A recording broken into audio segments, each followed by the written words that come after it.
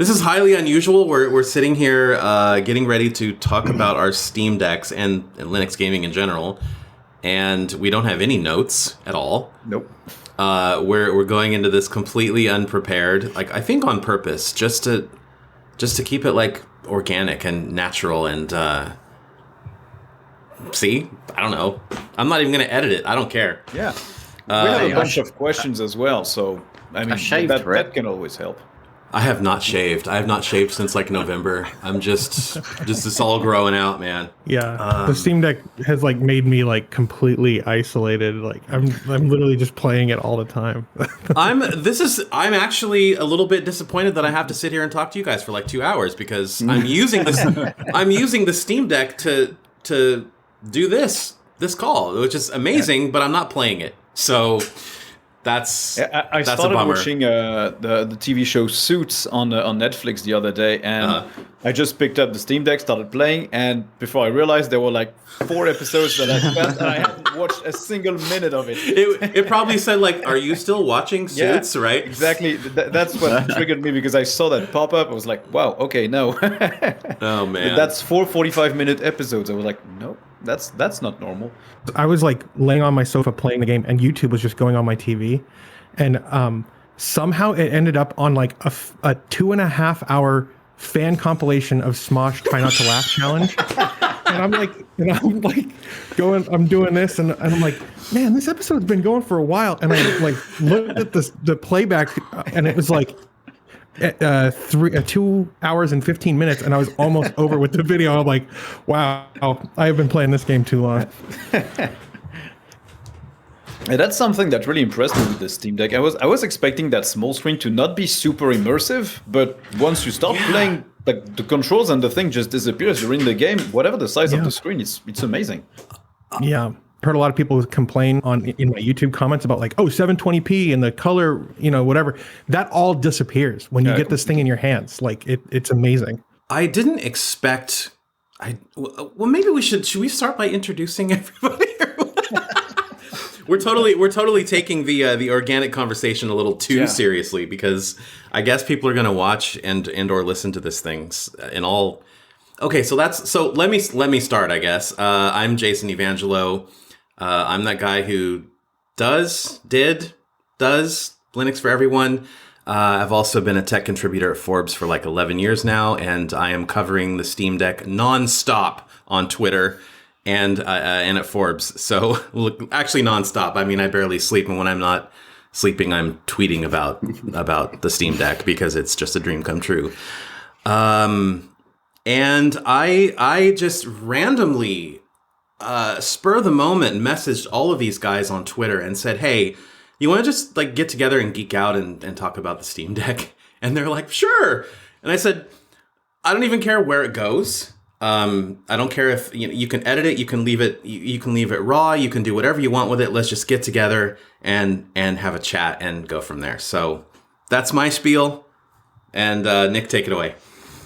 Yeah, so I'm Nick. I run the Linux channel, the YouTube channel, the Linux Experiment. Yep, I can't even remember the name of my own stuff. I've been doing this for 4 years now, and it's now mostly my day job. So yeah, it's pretty cool. And I had a Steam Deck for a little bit more than a week. I got it later than you guys. I got it like a week after it was released.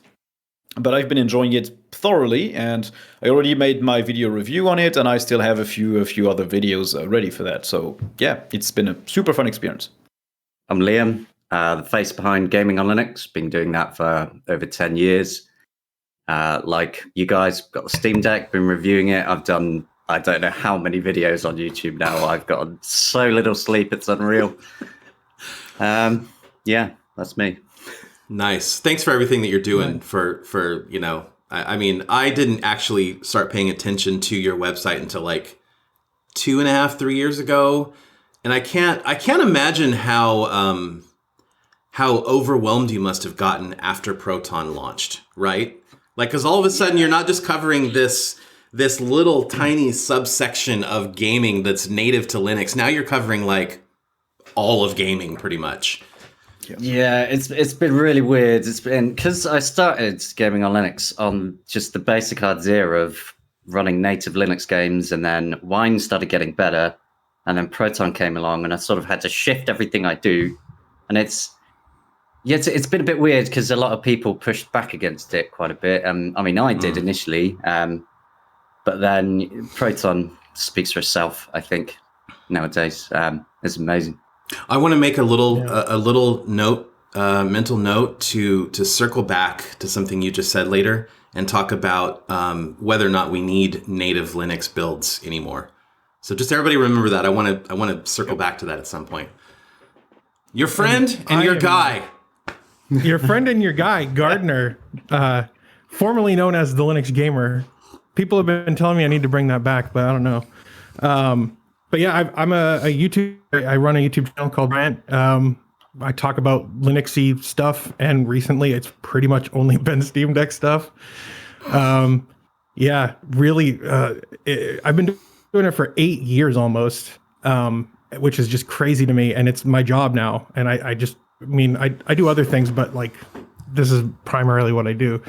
So yeah, I'm really excited about the Steam Deck. Like, as people in my comments might lament the fact that I talk about it way too much. I'm really surprised that people aren't telling me at this point, will you just shut up and like do something else, Jason? Because yeah, I've had a few of them. It's even like I know that I have a tendency to have tunnel vision about these things, but I honestly, you guys, I have not been aware of any other Linux distribution or open source news since the Steam Deck launched. I don't know if it's just that it's not happening and people are afraid to even try to to butt into the Steam Deck like powerhouse that's happening right now, just that overwhelming flood of excitement and news, or what. But I like, it's all I'm covering too. It's all I'm hearing about. It's all I'm talking about. I'll encourage you to check out my channel with my Linux news videos weekly. Nice. Sorry for the horrible self-promotion. Well, no, that's okay. We'll have a link in the description below wherever this is. Now, there hasn't been like major monstrous things happening, I think, in the Linux world these days. A major flaw has been found that lets anybody like put an SSH key onto your server, even if they have no privileges. But apart from that, there hasn't been like monstrous things. I guess this is the monstrous thing, though, right? Yeah. This is. Wow, I mean, this is literally the biggest Linux news, I think, ever in a long maybe time. not ever, but Ever. I'm new to this scene. But in my three and a half years, it's by far the biggest. Yeah, in the time that I've been covering like Linux stuff, I think that like it was Steam coming to Linux, and then Proton, and then this. Yeah, exactly. I mean, there's never been anything bigger, because I mean, it is a Linux system. It's got a full Linux desktop on it for Linux. There's nothing more that puts it into people's hands than this. And like, everyone now can walk around and say, I run Arch Linux practically. Everyone can be a Chad now. Yeah.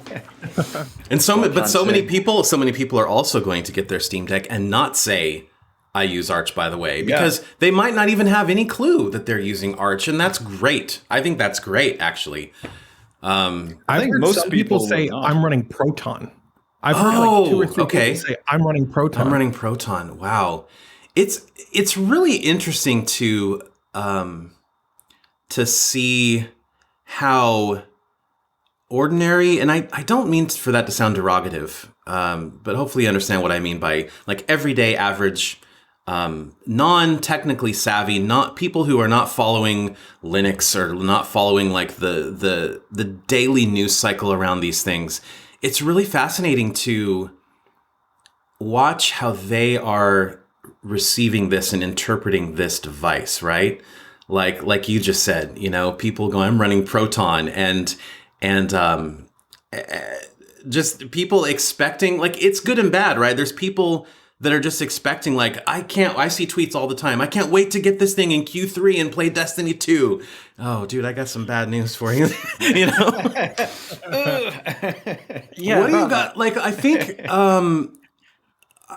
just because this conversation could go in so many directions for probably days on end, can we maybe first talk about back at Way Up, and I want to ask you guys, since you've been in the Linux ecosystem for a lot longer than I have, did you think that Steam machines would succeed?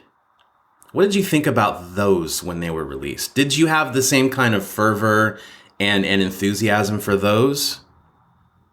I didn't personally, because at the time there was no Proton. There was just Linux native games, and basically they were trying to sell proto gaming consoles to people with very, very few native games. And so I think from the start, this project was not really going to succeed. Nowadays, yeah, sure, you bring a Steam machine with Proton, you bring SteamOS to a home gaming console that you plug in onto your TV, that's not a portable, I think it would succeed. But at the time, I don't think the Steam machines had really a shot. They had other big problems as well. Like, you had multiple vendors doing these machines, and a lot of them were like ridiculously expensive. You had a couple that didn't even bother to go through with it. You had developers who said they were going to do games. Like, Steam at one point had this big splash page of The Witcher 3 coming to SteamOS. Everybody saw it, and then it was quickly and quietly taken down, and nobody ever said anything about it. You also had like Street Fighter 5. They said, yeah, we're going to bring out a SteamOS version. Years of waiting, it never happened. You had lots of issues like that, and it all piled on, and it was never going to succeed. Yeah, I really wanted it to succeed. When I was talking about it on my channel, I was like, these are the things that I think you should consider when you want to buy, if you wanted to buy a Steam machine. But really quickly after listening to what they were saying, I realized that Valve wasn't taking any of the risk themselves. And that meant that they weren't going to be pushing the success of it. They were pushing off all the risk onto the OEMs, and then they were just going to make the software. And like Nick said, they didn't have the games to back up any of it. And so when when they were trying to sell this thing to the public, everyone was like, "Well, there's no games. I have less than a quarter of my Steam library on here." And I think that Valve realized that pretty quickly, and that's when they scuttled a lot of the hype around it. But they never gave up on SteamOS. If you look at the releases, they were releasing SteamOS updates for years after they stopped pushing the Steam Machine project. Yeah, I think basically they realized that they started at the wrong end of the whole pipeline. They started with the device, the final consumer device, but they didn't have the software to run on it, and so they just dropped the thing, the Steam machines, they just dropped them. They went back to the drawing board. They worked on SteamOS, they worked on Proton, and once they saw that it worked really well, then they renewed their interest in the hardware with the Steam Deck. But they basically, I think, lost probably 2 or 3 years of work just by starting with the Steam machines instead of just beginning with Wine and helping these projects. Maybe they weren't at a point at that point in their, I don't know what I'm saying. Maybe Valve just wasn't at a point where they were comfortable making their own hardware, right? Because at the time they didn't even, they had the Steam controller? No, they didn't even have that yet, right? So I mean, they hadn't done the partnership with HTC on the Vive. They obviously didn't have the Steam Link box. They didn't have the Valve Index. I mean, they were so I can understand them wanting to kind of delegate that out to other OEMs. I mean, they had some great OEMs. The Alienware Alpha was a slick little box, and I loved what Alienware did with that. Falcon Northwest just had their Tiki, with basically just their Tiki with SteamOS on it instead of Windows, and but a lot of it was oh, okay, so I'm saving $50 maybe on this hardware, but I'm getting just a small percentage of my games.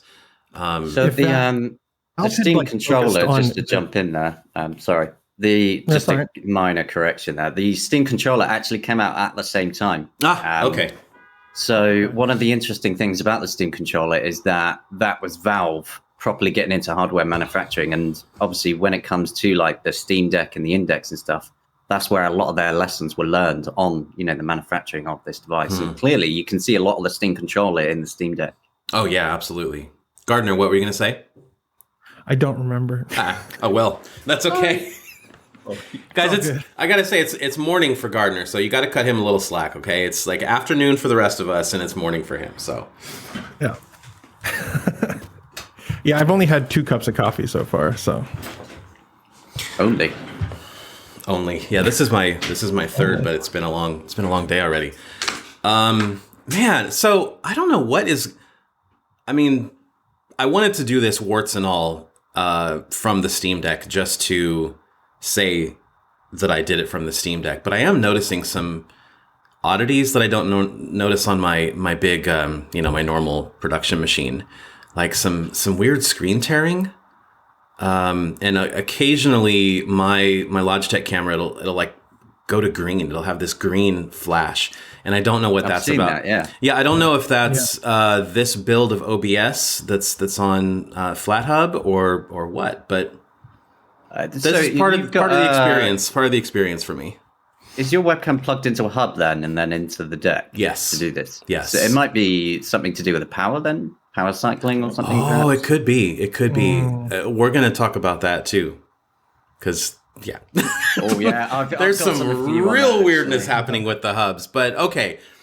So, now that we've got kind of a little bit of the background out of the way, now we obviously, the reviews are out there. We've obviously seen and probably all agree, and I hope we find things to disagree about, by the way. We probably all agree that the hardware itself is dynamite, right? It's just, oh yeah. I mean, it's like clearly Valve learned all these lessons, and here they are in this beautiful piece of kit. But how are they doing? The only issue I have with the hardware, the only issue I have with the hardware is the frickin' fan noise. Yeah, me too. The fan noise is brutal at times. It can definitely. So yesterday I was playing Halo Reach from the Master Chief Collection, and I was recording it on OBS at 1080p on the deck, right? And you know how it kind of has this like, its default, I guess, fan profile. It's not very intrusive, you know. Right. But it got to this point where it kind of went, and it just, it kind of ramped up, and it was like this high pitch, and I was, ooh, that's harsh. Yeah. And it's really, I guess, inconvenient when you want to do something CPU intensive and actually use the internal mic to talk with someone or record something, because that fan noise definitely gets picked up on the audio. Yeah, that's what I said in the review. This is something I was intending on. I was thinking on playing the Steam Deck in bed with my girlfriend, like sleeping. There's no way that can happen. She's gonna wake up. Whatever the game I play, the fan noise is just too high on some games, and at some moments it can be pretty low. But sometimes it just flies off the deep end. You don't know why, but it just starts ramping up. The game isn't necessarily more taxing, but the fan noise explodes, and it kind of like pulls me out of the game sometimes. You know what I'm wondering if we'll end up seeing? There was that green flash again. I think, Liam, you're right. So at one point, I was testing the Lemur Pro from System 76, and I gave them some feedback about the fan curves. And like within a day or two, Jeremy Soller had improved it somehow and sent down a firmware update, and it not only decreased the fan pitch, but it also improved the performance. And like, I think that Valve absolutely has the capability to do stuff like that, or put that in our hands. We've already got TDP. We can control the thermal profile. We can control the GPU clocks. And I wonder if at one point, maybe you have to flick on developer mode or something to do this, but if we can actually control fan curves like on a PC. Didn't the Fox have a video where he he disabled the fan completely when he was playing a game and like throttled the CPU and the GPU down to like 400 megahertz, so it was like completely passive. Was that his like 8.5 hour battery life video? Maybe he might have. I didn't see that part of it, but I think so. Yeah, because I mean that's a big part of power consumption too. Is just moving that fan. Yeah, I mean these chips have a thermal limit, right? So regardless of what you're doing, they will just shut down before they melt. But yeah, it'd be really fascinating if Valve could say like, okay, here's like a no fan mode. Just you have to deal with whatever throttling happens, but you're not going to have any noise and it's going to be a silent profile. It'd be so cool to see that come down the pipe at some point. I think if they gave people power on the actual fan control to like turn it off, though, you're asking for so much trouble on that, though. Even if you put it in a developer mode, I mean, this is a handheld, it's in your hand. We already know how warm it can get, even with that fan, like an aeroplane. I mean, it only takes somebody messing around with it a little bit, and the life expectancy of it will drop, and you can completely fry it. All right, so Liam is clearly the voice of reason on this conversation. I'm the guy who's like, I want to tweak all the knobs. He's representing the normal people that just want a game console. I'm the normie corner, okay? So let's talk about. There's so much to talk about, and if you guys want to jump in, I'm just throwing stuff out on the that's at the top of my head. How do you guys think that Valve's doing with the marketing of the Steam Deck right now? Just I love it. Completely open-ended question. I am every time I have watched the Steam Deck launch trailer like 16 times. Like, I love that trailer. It's so good. I have like listened to that Chase and Status song. I discovered Chase and Status because of that trailer, and I'm listening to that song now. Banger. And like, I mean, that one trailer makes me like super hyped all the time. Can I just interject? I watch it, like, once a day. Quick interjection. I also discovered a new band thanks to the show Peacemaker. You guys need to listen to Wigwam. Wigwam is incredible. And also, please watch Peacemaker because it's fantastic. That's all. I think the trailer's good, but you know what's better is there's the video they did of Gabe going around delivering them to people. I thought that was cool. It was really cool because it was, in a way, I know they're a company and no company is your friend and whatever, and they're super rich and all that, but it's still quite a wholesome video, you know? Wholesome is a good word.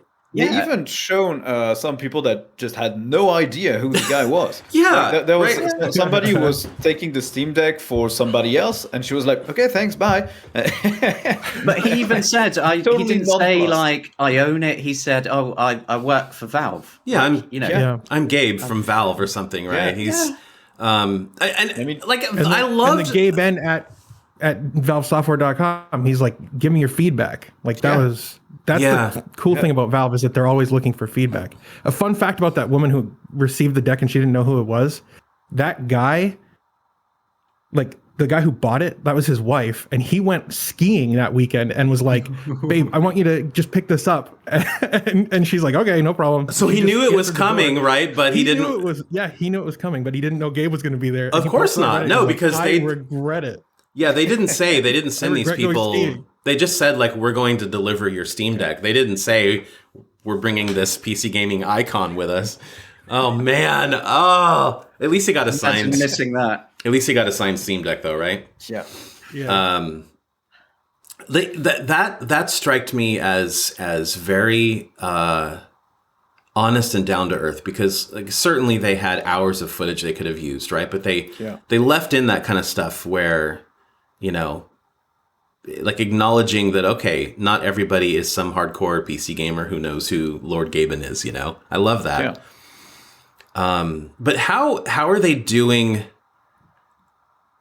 as far as marketing and communicating what kind of games you can play? This is, tell us what's on your mind, Nick, because I probably have the same thought. Well, the marketing has been great. They're really they're promoting the device well. They're showing what it can do. It's amazing. But I don't think they're clear enough on what it can play and what it can't. If you look at the Steam Deck website, it's all your Steam Deck library. It runs your games like any other PC. Your entire library shows up. There's a whole page where they're explaining which games, like how it works, and there's no mention whatsoever that maybe some games will not run. they're not saying everything runs, but they're also not saying not everything runs. And I think it's something that might take some people by surprise. Not everybody watches reviews. Not everybody is geeking out on this thing like we are. Some people might have just went to the website, saw, yeah, you know what? That's nice, a Steam handheld. I'm buying this. And then they try to run Destiny 2 or something else, and it won't run. So I was in marketing for a bit with AMD, and I can tell you for a fact that there is one line on SteamDeck.com that never would have passed legal approval if this was AMD. And the line is... I know what line it is. Here we go. You ready? Steam without compromises. Yeah. No! I'm sorry, but no. I love this device, and I want to take it everywhere and do nothing but play it and get paid to just tweet about it. But no, it has compromises. Of course it does. I can't play Master Chief Collection online. I can't play Destiny 2. There's a lot of games with Steam. Are those problems with Steam? Well, technically, no. It's problems with Steam on this device. No. Okay. All right. Let me back up. Let me back up then, Gardner. Okay. Good. I'm glad we're disagreeing on stuff. This is awesome. Yeah. All right. Valve should not allow the installation of a game that it knows is unsupported. That's where I'm coming into this conversation, because that in that case it is a compromise on my Steam library, because on Steam on Windows I can play these games, and on Steam OS there's some of them I can't play. I'm positive that's going to change down the road, you guys. I'm very hopeful that it will. But the phrase "Steam without compromises," I just disagree with. But Gardner, you have a different take. Slightly. I think that if you look at that Steam without compromises is the headline. So I think what they're talking about there is Steam itself, and not necessarily your library. So I can see where they're coming from. So the features of the chat and the ability to use Steam input and all of that. Workshop, so Steam and software, and not Steam library. I could maybe allow that. Two sections up from that, though, it says your Steam library is already on deck. Oh, that is a little bit more misleading. Yeah, I'm reading it now.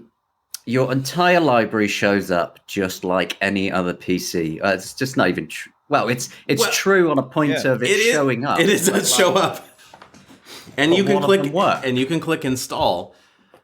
Yeah, it's really all right. Here's the thing: the Steam as a whole can stop you installing things. It used to do that anyway in the Linux client. When you don't have Steam Play turned on, you go to try a Windows game. It doesn't even have an install button. They have that ability already in there. Now, you said about not letting people install unsupported games, but we have to split off unsupported from knowingly absolutely will not work.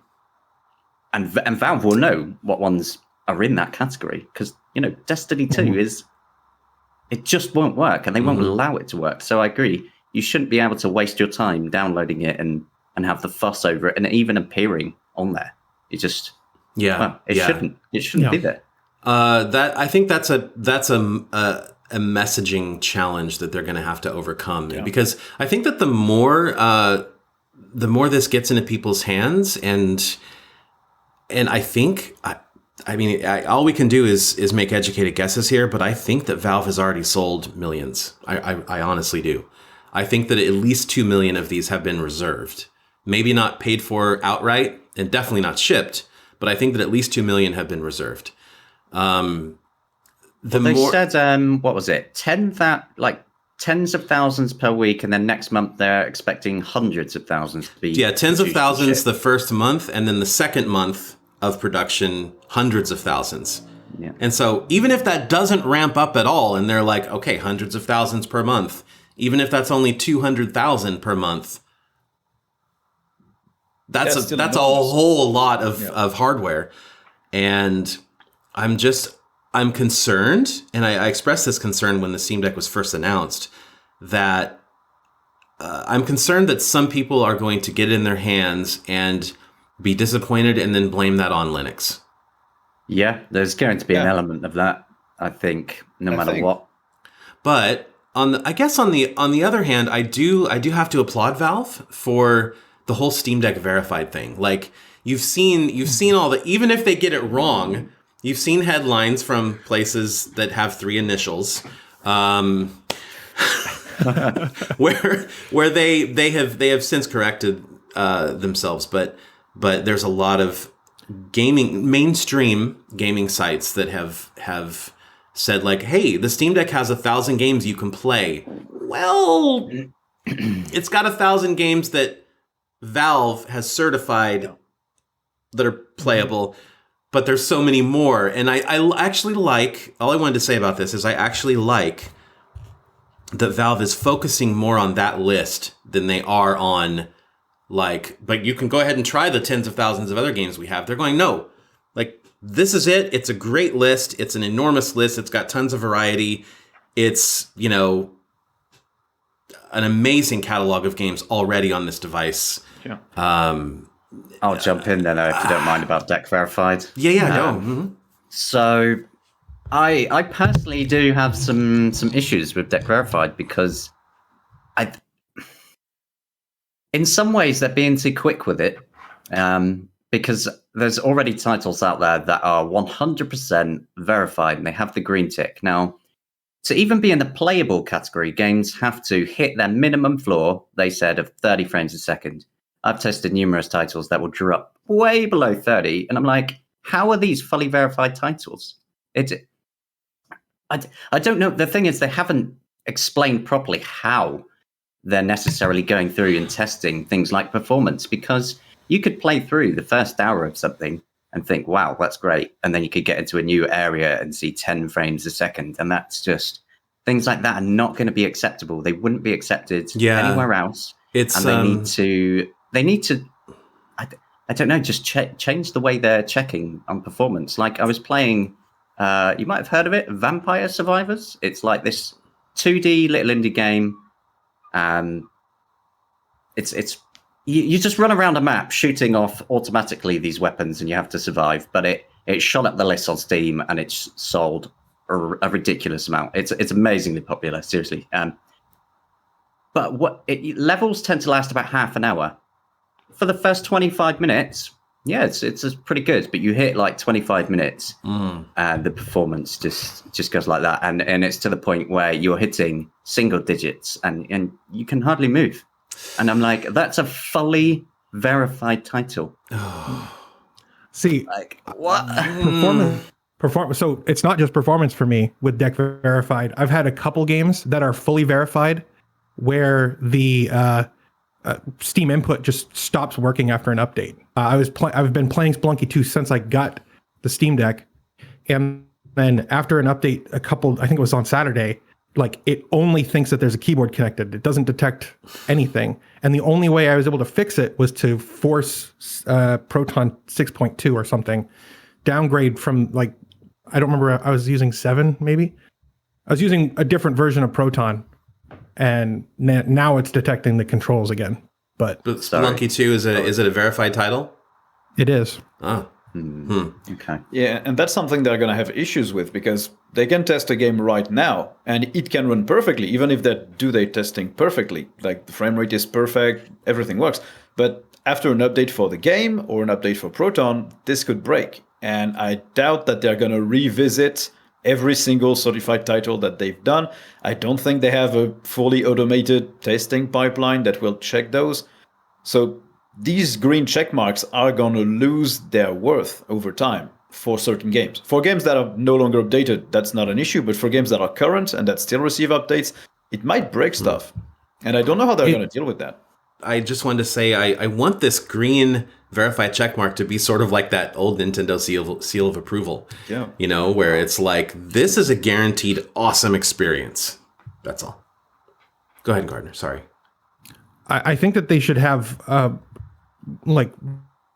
they should list which version of Proton they tested it with, and then have that be the version that is compatible with the verified status. And then if they update Proton and the game, submits to have verified status reviewed again, and they should, update that and check it with the new version to verify it. Actually is what they're doing already. Is it? When they verify something, they're either verifying it. Well, what is supposed to happen now is they go through. If it has a native version, they test that. If it has issues, then they check Proton, and then it's tagged basically with the Proton version used. So when Proton updates, it's not just going to change all your games on Steam because everything is verified against a specific version of it. So that side of things should be okay. But it's the other updates to the system you got to worry about, the firmware, Steam input, and everything like that. So every time Steam input changes, it could affect all the games anyway, even though they're verified, like you've seen with Spelunky 2 then. And that they've got all these things that could affect it at any time.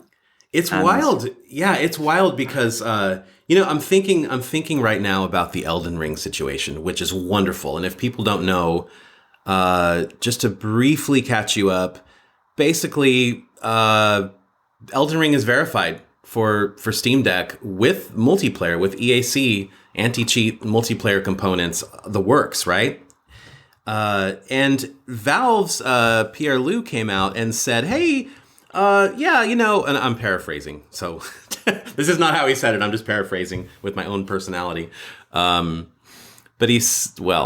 I won't do that. That's dumb. Anyway, the game was chugging on Windows. Awful performance. And it was also inheriting that on the Linux side of things. But Pierre Liu from Valve came out and they're like, hey, we're working on a patch because, Proton and all the control that we have over the driver layers. And we're going to just, we'll fix this. It's in the beta, the Proton experimental beta branch right now. And lo and behold, like 2 days later, it runs absolutely buttery smooth. And then you start seeing headlines from these major gaming sites that are like, yeah, it's really a shame that, there's not official Linux support for this game or this game, because they're starting to see Valve can fix a game for Linux and make it better than Windows. But the reason I'm bringing this up is that Valve potentially has just the weight of the freaking world on their shoulders now as a platform holder, right? Now there's going to be expectations, I think, for them to improve performance of games when a developer won't do it or can't do it. Well, they've got two jobs here. They're not only the hardware vendor, they're also the driver vendor. So like on Windows, what Linux doesn't have is where Windows will get, like for NVIDIA drivers, you get it's like WHQL or something like that. Yeah, WQHL, I think, yeah. Yeah, it's something like that, but it's their special approved driver releases that they do along with these big games. And the reason they do that is games are always so broken. So the driver developers are putting in all these fixes specifically for these games to make them perform better and to get around crashes on Windows. That's now what Valve are doing with Proton and DXVK and, the translation layers. They're doing like a double job, basically. Yeah, well, it's incredible, but it is. But how can they keep it this far? Can they keep it up? Can they keep it up? I've seen people reading the release notes of DXVK or VKD3D and saying, "Oh, it's just a big hack. Look, they're improving performance for title X or Y or Z. It's just they're hacking together something for specific games." But that's exactly what NVIDIA and AMD are doing in their own drivers. Because these games that use these APIs, they contort them in ways that they were never meant to be used. And so they have to fix at the driver level because the developers are like, it's shipped. We're not going to re-implement our whole shader code, so deal with it. And also, that's normal in Proton as well. It shows how powerful, really, that something like Proton can be, I think, because they can put in all these special fixes that will then not only run on Steam Deck, but it'll run on desktop Linux as well and improve it there. So it's amazing, but I do share that concern. Like, can they keep that up for, what is it, close to 40,000 titles on Steam? A lot of them updated regularly and like hundreds coming out per week. But then you think about it, Proton as a tech has to at some point get to a stage where it reaches kind of parity with Windows. And it will, and it especially for games that are already done. Yes, it's amazing because then when games break, it should be broken on Windows as well. Yeah, and that's the point that they want to reach. Yeah, let's hope that they can reach it. I think they will. It's absolutely be difficult. All right. Well, since we're talking about Windows, here we go. Oh no! I want to know if any or all of you will install Windows on your deck. Nope. Nick's like, no. In a discussion. For a video. I'll do it for a video just to show how terribly it runs, because I'm sure it's going to I guess this experience. I guess I'm asking, like, will you do it as a gamer? No. Not as a content creator, but as a gamer. No way. No. Yeah, I'm not going to. Imagine all you would lose. Like, you wouldn't get the optimized Steam Deck, Steam OS experience. You wouldn't get native FSR. You wouldn't get Mango HUD integrated. You probably wouldn't get as much Battery Life, because SteamOS has to be more optimized than just a basic Windows plus drivers install. You would lose disk space. Lots of disk space. Any advantage apart from running a few games that you can't run on the deck, which would probably not run that well anyway. Right. Imagine this, thing. but with a blue screen of death. Okay, I just want everybody to imagine that. Or sat here, you load it up, and Windows is updating. I'll go make coffee. You come back an hour later, and it's still on the screen. Oh my god! Why does anybody want that? Imagine carrying that around with you. You get on. How great are the updates on this thing? I mean, they're just completely in the background. Like, there's no nags. They're fast. I love it. It's one thing that's good. I've not had any trouble with the updates. The updates are always you click the button, it tells you to restart. You press that, it goes. But wait. I've had trouble updating. Oh, here we go. Woo. Yeah, I have had trouble updating. So I did a live stream. I guess it was on Tuesday, I think. Oh no! And it was whenever the game Aperture Desk Job came out. I did a live stream. And after I played the game, they were like, show us the desktop mode. So I went in the desktop mode, and then people were like, unlock the file system. So I did. And then as soon as I did, the updates stopped working. Like, it wasn't just like OS updates that stopped working. Client updates weren't working either. So I factory reset the thing, and factory resetting it was an ordeal in itself, because when I booted it up, it didn't detect my SD card where I had a bunch of games installed. So I ejected that and put it back in, and then none of the games would play off the SD card. Did it detect them, or it just wouldn't play them? It detected them. They wouldn't watch. Oh, interesting. Yeah. I've had a couple of issues with SD cards, actually. So I took the deck to a friend's house Saturday night. So Saturday just gone, only a couple of days ago. I was really excited, because my friend's not really into Linux or anything, and he's an Xbox gamer, and I thought, this is it. This is my moment. This is my moment to shine. Everything I've been working for is right here in this box. And I was like, right, okay, so this is the deck, and I got it out of the case. I had it in the actual case and everything ready, unzipped it, turned it on, and he went to try all the games, and he was like, you don't have anything installed? I was like, what? Yeah, I do. I've got a 1 terabyte SD card in there. And I looked at it, and I went into the settings, and it showed that my SD card was full, but it listed no games. So I was like, what? So unplugged it, plugged it back in. No, tried a few. It took like 3 times for it then to finally go, oh, there is actually some games on there. I had the exact same issue. Yeah. It couldn't have happened at a worse moment. Yeah. Thankfully, I have no friends, so it just happened to me. It's not a perfect device, for sure. I mean, I think that when the Linus Tech Tips review came out, and it said a clickbaity thumbnail for sure, but it is kind of unfinished. It's an evolving device. Oh, we have live proof. Damn. And it looks like your Wi-Fi is connected, so that's not the issue. Huh. Yeah, it says an error encountered during the update process. Please try again. It's done that a bunch. Stable or beta? I'm on stable. Stable. And this is just when you click the check for update. button. Yeah. Oh, and it'll do this. It'll do this 3 out of 4 times you check for an update. Oh man, mine has never done that. And I mean, I mash that button some days as well. Yeah.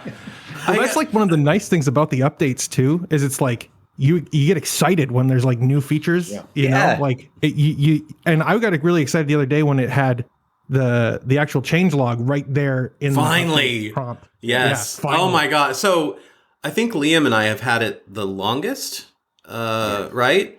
Like there were probably, I don't know, 12 to 15 system updates with absolutely no patch notes on the device. And so we would get these emails from Valve saying, you know, this changed and this changed and this changed. And it was awesome, but at the same time made it really, really difficult to review the device.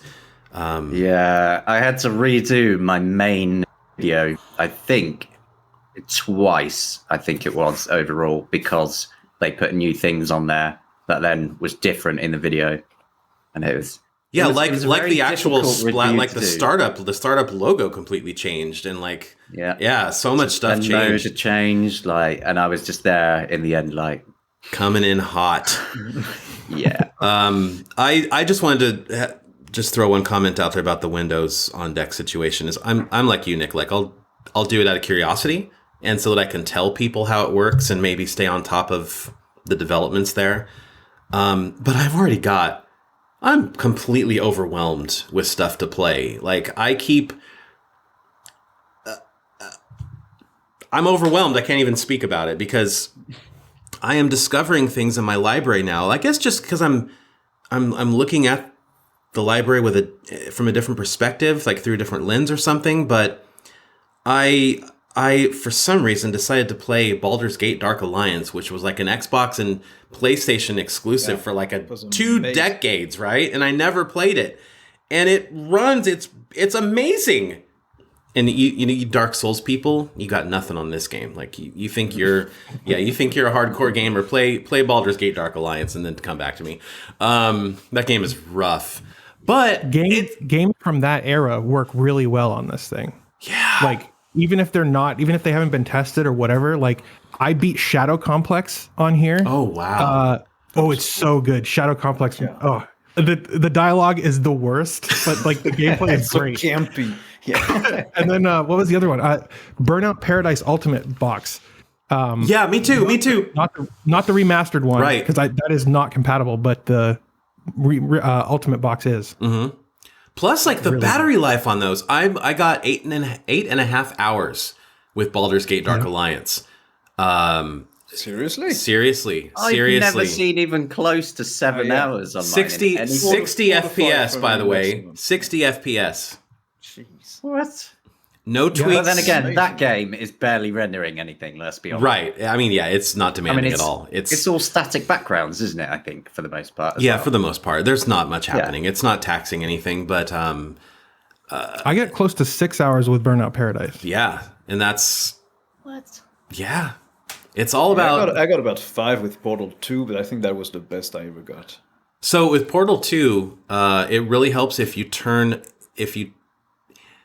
either the 30 FPS cap on GameScope or go into the Portal video settings and turn on laptop power saving mode. Yeah. And that gives you a whole bunch of extra battery. That brings me to a point actually. So we talked earlier about like messing around with the settings and putting on like 30 FPS caps and things like that. Here's another area that is underbaked. That 30 FPS cap, and what is it? It's a hard cap now in game mode of 60, isn't it? Yeah. Like regardless, you can turn on VSync on or off in game, but there's going to be a system-wide lock of 60 FPS. Yeah. In the deck UI. I found multiple titles where that doesn't even work. Yeah. Really? It just shoots above 60? It seems to be OpenGL, like things that are using the OpenGL API, and it doesn't work with it. Huh, that's interesting. So little quirks. Like, are you talking to Valve about that kind of stuff? Well, I've put a bug report on the official GameScope GitHub. I don't know if anybody's looked at it yet, but I've listed multiple titles that it happens to. But like, you boot up and it's like you're on 100 FPS and your battery's going like that, and you're like, ah. You know, people like gripe about the battery life on this thing, But if you took this battery and you put it in a laptop of equal power, and even if it's running like Linux, 30 minutes. 30 minutes. you would get nothing. I'm so seriously impressed with the battery life on this thing. And the fact that we have those controls over most of the games on here really shows that Valve. The controls, the stupid controls, all the GameScope stuff. Like it's a blessing and a curse for me because I love tweaking things. I love min-maxing when I'm gaming, right? But I can't stop doing that on the deck. I mean, I will eventually turn it off and like just enjoy the game. But I'm gonna go quick access and I turn the performance overlay to like 1 or 2 just to see like, oh, how's my battery life doing? What's the wattage at? Am I still at 60 locked? Okay, great. And I love, some people aren't even going to touch that stuff, but I love that it's there, but it's such a distraction sometimes. But I think you already have the granular controls from most games because you have the PC version, so you can go into the graphical options and turn down texture quality. You can reduce whatever options, shaders. You can just disable everything.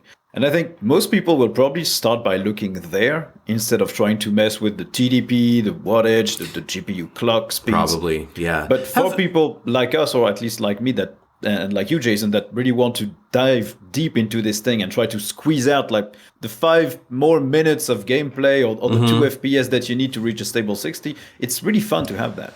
I was just going to ask if any of you have messed with the TDP settings, the power settings.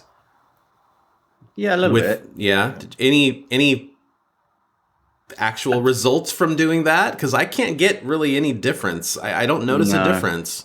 So I can with the sliders they give you. I've been messing around with quite a few games. Like the one I think I've tried the most was Borderlands 3 and Horizon Zero Dawn with this, trying to get it to a stage where it would stay about 30 frames a second, but with lower power and stuff. But anytime I do it, it would either bring the performance down to a point where, it's struggling still to hit 30, and you're not even getting much more battery life out of it anyway. I haven't found a game yet where it really does genuinely extend battery life to a point where it makes it that much worth doing. Yeah. Yeah, I'm there too. I tried it in Crash Bandicoot, the Insane Trilogy, and I hard locked it to 30 FPS through GameScope, and then I tried to lower the wattage as much as I could to see if I could sustain those 30 FPS, but it didn't seem to have much of an impact on battery life either. It just, at some point, it just starts chugging and it drops frames, and then you're like, okay, I need to put it back up, and then your battery stays about the same. That is my exact experience with every game that I've tried to use those on. I mean, they're nice features to have, and I'm sure there are some games that it works quite well with, but so far, it's either your performance isn't good enough, or it's just, it doesn't really increase your battery life anyway. So it's like, what's the point? What's a game that you guys have started playing on your Steam Deck that you just can't stop playing? Do you have games like that, or are you just going all over the place? Apex. Oh, Apex. I got to get good at that. I suck at that game. I'm terrible. Officially verified now, folks, as of yesterday. Yeah, I fear for my life now, if I'm honest. I'm going to be playing it in bed, on the toilet. Oh, man. Okay, well, I want you in my squad then. Any others? Control. Control. So good. It's so good. I am a huge Remedy fan, but I was not interested in Control at all until I got it on the deck. I just was like, I don't see the appeal of it, and now I'm playing it. I'm like, I can't put this down. Yeah, the ambience and the story behind it is just so cool. I'll give you another one. Crysis Remastered. Oh. Ooh. I did a video of that one, and then I did it on a live stream, and I was messing with the settings live, and it was like practically 60 frames a second with multiple settings turned up, and it looked really good. And I'm there like, wow, this is on a freaking handheld. And this what a lot of people forget about when they're talking about performance and battery life and stuff is when it comes to other platforms, they have the games specially made for them. This is the full fat Windows version. You get everything on it. And I think people need to think about that a little bit more. on what they're getting, because they can change anything. Well, yeah, Cyberpunk is another great example of like that game. Like, I can't believe that game looks this good on a $400 device. Yeah. Like, how? When I played that game, I played it on my desktop PC. I've got a 3070. I've got a Ryzen 7 5800X. I've got 32 gigabytes of RAM. I played that thing on Linux right about a week after it released, and it chugged. It couldn't reach 60 FPS. And the deck runs it at 30. It looks really good. There's no problems. You're like, what? How is that possible? Here's the thing about Cyberpunk, right? My computer is not well, it's a little bit old now, but it's still pretty powerful. It's powerful enough to live stream and play games at the same time. So I tried playing Cyberpunk on it only recently, and it's unplayable. My view either goes to the roof or to the ceiling with a mouse. I can't play it. You play it on deck, and it's It just runs. Yeah, it just works. It just works. Linux, it just works. Yeah. except when it doesn't. Here's a question.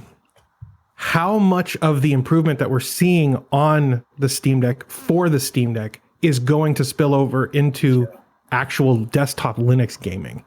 Because I'm concerned it's so specialized for the Steam Deck, we're not going to see as big of a splash in desktop Linux as I thought we were going to. Why? What makes you say that? Like, what evidence? Like Liam just said. I mean, you said you just played it Cyberpunk recently on Linux. Oh, very recently? Very well. Oh yeah, we're talking like only a couple of days ago. Oh, okay. Well, And my question is it optimized for the Steam Deck or is it optimized for SteamOS? Because if you grab SteamOS and put it on another computer when SteamOS is released and available, will you get the same kind of enhancements? Are they made through GameScope or something like that, or are they specific to the deck? That I don't know. do we know yet what is in Valve's customized kernel for? Because it's kernel 5.13, but it's like a customized kernel, and is there some magic happening there too? Put it this way: everything they're doing, bar the Steam client, is open source, and all of it makes its way to upstream. All of the work they've done towards the deck in Proton and the drivers, the kernel work, it all goes upstream. So it all will benefit the desktop. Yeah. And that is just an absolute fact. It's already been done for years, and it will carry on.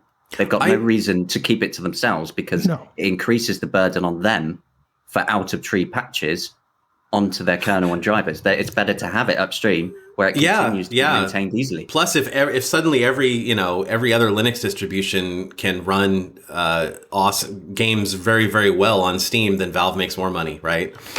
I'm not disputing that fact, Liam. My only concern is like the simplicity of playing a game on the Steam Deck is not my experience of playing a game on desktop Linux.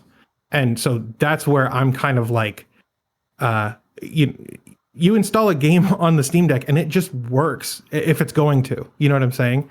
But like on desktop Linux, there's tweaks you got to do, and there's like things you got to mess around with. Well, it's all about, so we're talking kind of about optimization and God, I don't know. There's probably so many variables there, and until we really dig into the guts of SteamOS 3, I don't know if we'll have much of an answer. I think a lot of that comes down to, well, the fact that obviously the Steam Deck is one set piece of hardware, whereas on desktop Linux you've got, well, you can either be AMD or NVIDIA, you can be AMD or Intel. You've got so many different drivers, so many different desktops, so many different distributions. Mm-hmm. All of them come with different versions, different libraries, different driver versions are available.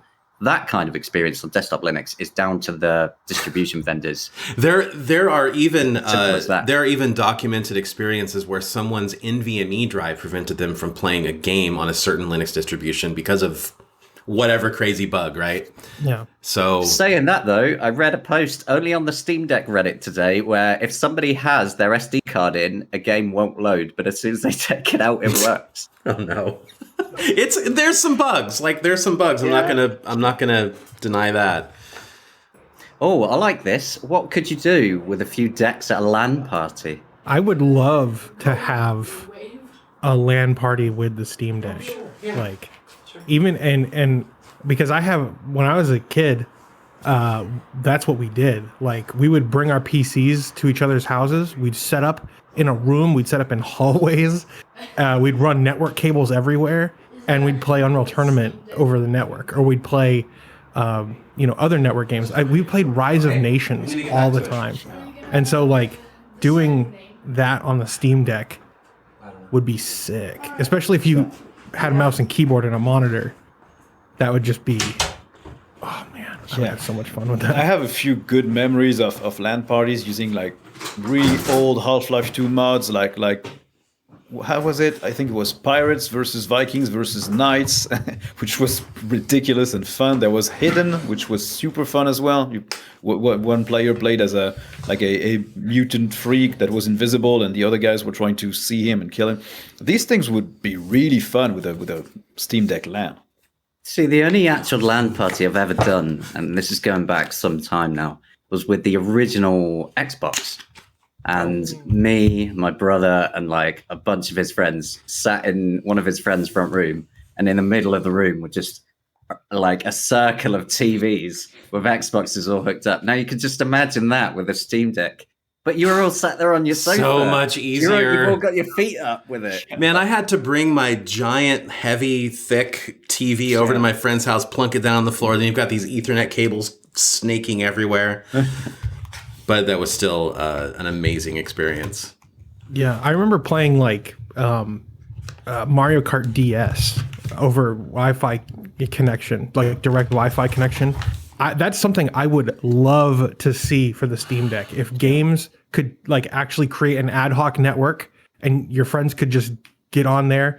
How does the remote play together work on a technical level? Does that support local LAN, or is it just over an internet connection? It would be directly through Steam. So what happens is whoever owns the game basically hosts it on their system. So whether that's your deck or your computer, and then the entire thing is basically streamed to the other computers, and they stream their input back to you to control it. Okay. But it is an absolutely brilliant system. I've used it on a live stream with a game called Unrailed, which is a huge amount of fun. So you're building a railway track, and the train is always moving, and you've got to like cut down trees and things, and then carry on building it. But I was hosting it, doing a remote play together with somebody else on it, and it worked. Well, I mean, also there's nothing brilliant. Okay, so there's nothing stopping you from just playing that game all in the same room together and having some laughs, right? Yeah, as long as you have good enough, Wi-Fi, or if you're gonna plug in a hub with some Ethernet cables or something, then it would work really well, I think. Yeah. There was another question. How nice is profile switching if you're sharing the device with a spouse or kids? Now, this is one that I've actually done. Me too. Yeah. Well, the profile switching is fine. You just go up to your profile, go down, and you can change accounts. Or when you first turn it on, there's the login screen with your avatars, and that's really easy. The only part that I really hope they improve is if you add somebody else's account to your console, a spouse or a kid, you can just all play whatever's on there, and it's easy. But on the Steam Deck, because it's Steam, you need to set up still family sharing, and it's a pain. I think if you have another account on your Steam Deck, because it's a device, they should just be able to load up what you've got installed. You can't you? No. That was my experience. It didn't work for me. As soon as they went to play something, it popped up with like family sharing access stuff. No, you're right. So in your profile settings, you can choose on the Steam Deck. You can just toggle on like a share my account on this device.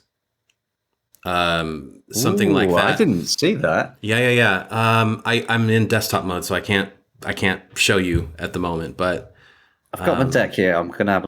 Yeah, try. I don't know if I think it's either in the account settings or in the like library, family, something. Yeah, but it's in there, and you just check that, and then all of your games appear on the account that you have shared it with, and vice versa if you want to do it that way, and it's really easy. But it's a bit of a hidden feature, I think. You know. They should definitely advertise that more. I didn't try it at all. I don't have anybody to share it with, basically, and I don't know anybody else that would be interested in trying this out. But yeah, it's nice that they added it, because some mainstream consumer devices do not have that. For example, iPads. You are absolutely 100% right. Authorized library sharing on this device. Right there you go. Just check. Yep. Love how easy they made that. Why don't they make that come up when you go to do? Exactly. Yeah. Exactly. Yeah. Well, if you this is said where that, I would have never gone looking. See, and you have done nothing but use this device for like a month. Yeah, no, I didn't know that was there.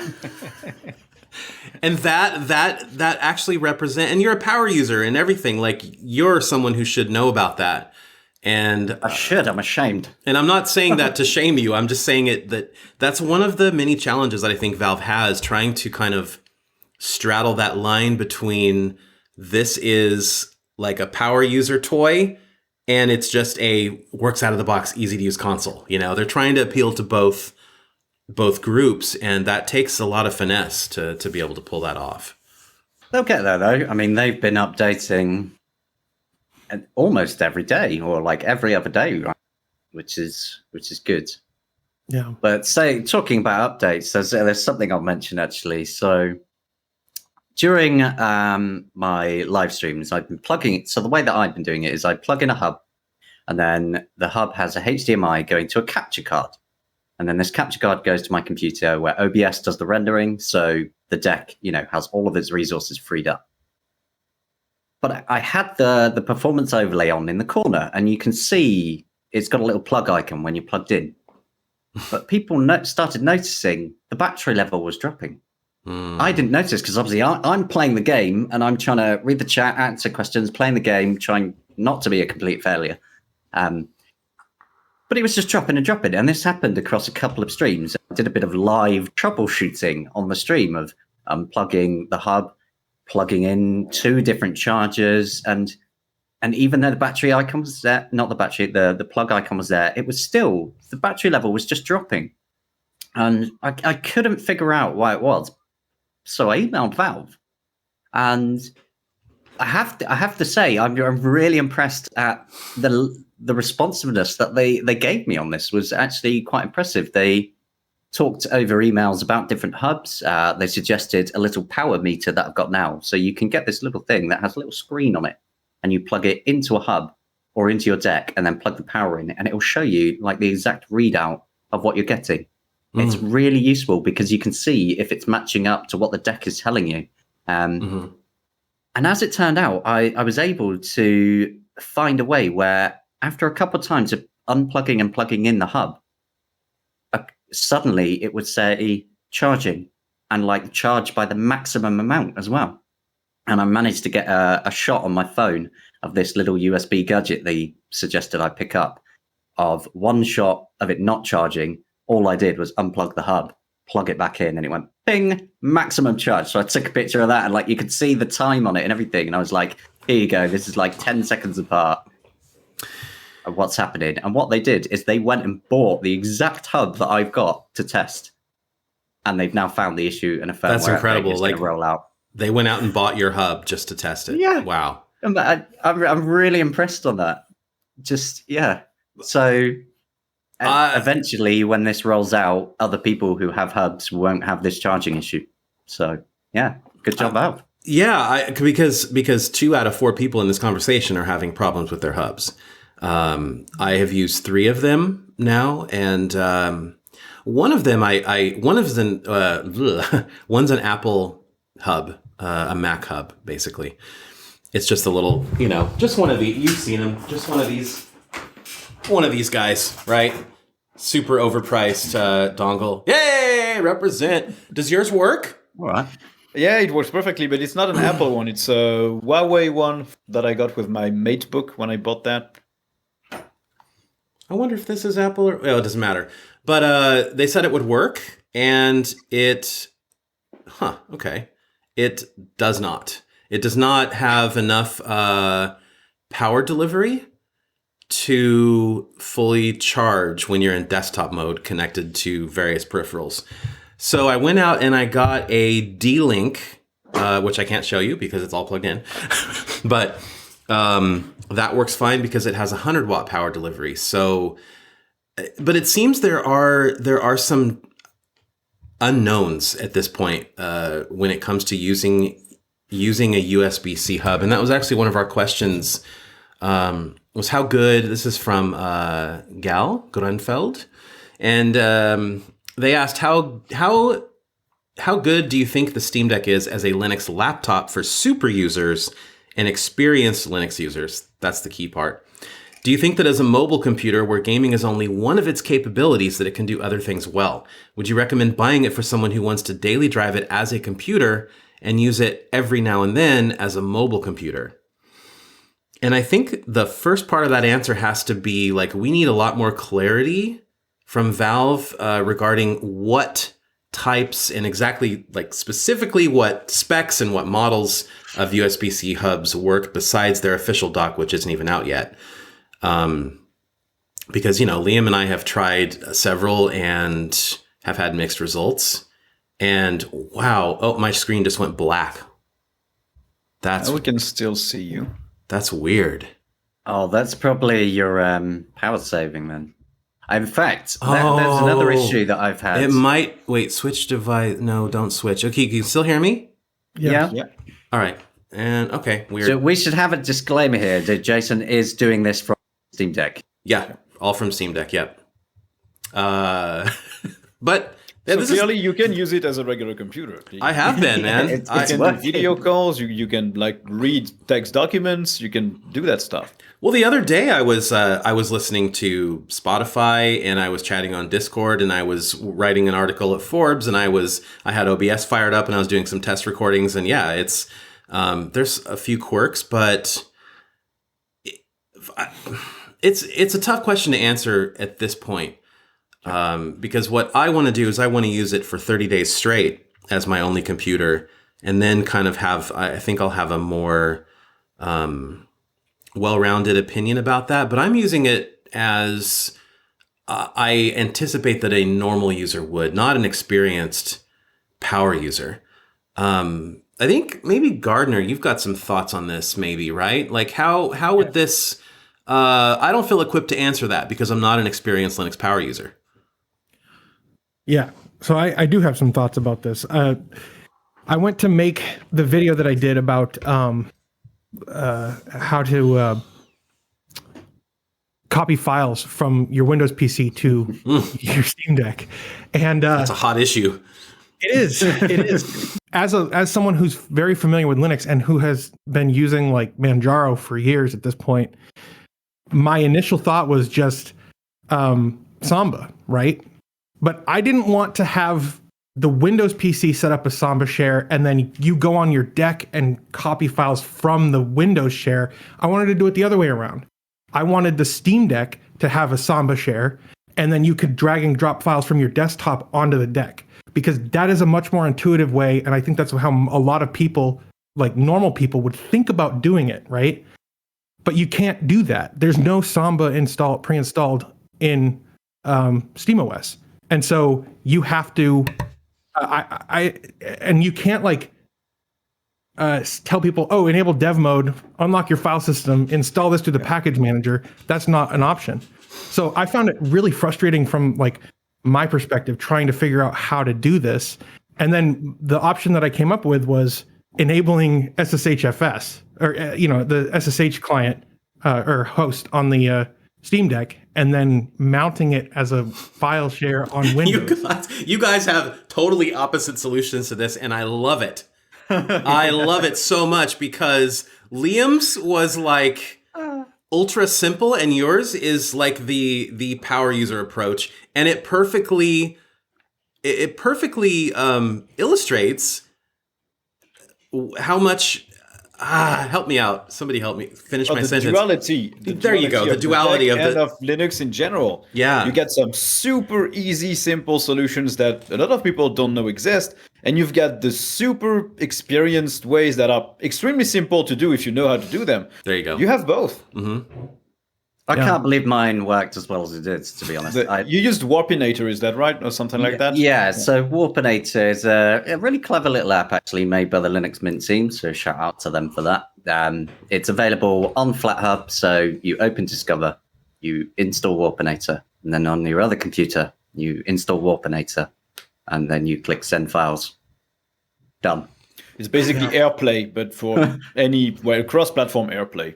Yeah, Right. yeah. The Windows version of it is unofficial, but it works perfectly. So it's got an Android version as well. But really, the question that I kept getting was, why don't you just use KDE Connect?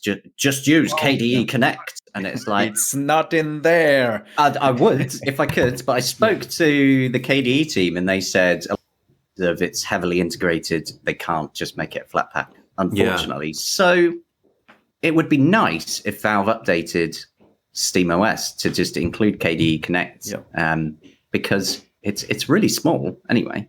But then I don't know how big the dependency chain of what it might need, because obviously they've got to be careful on that 64 gig model to have enough space for everything.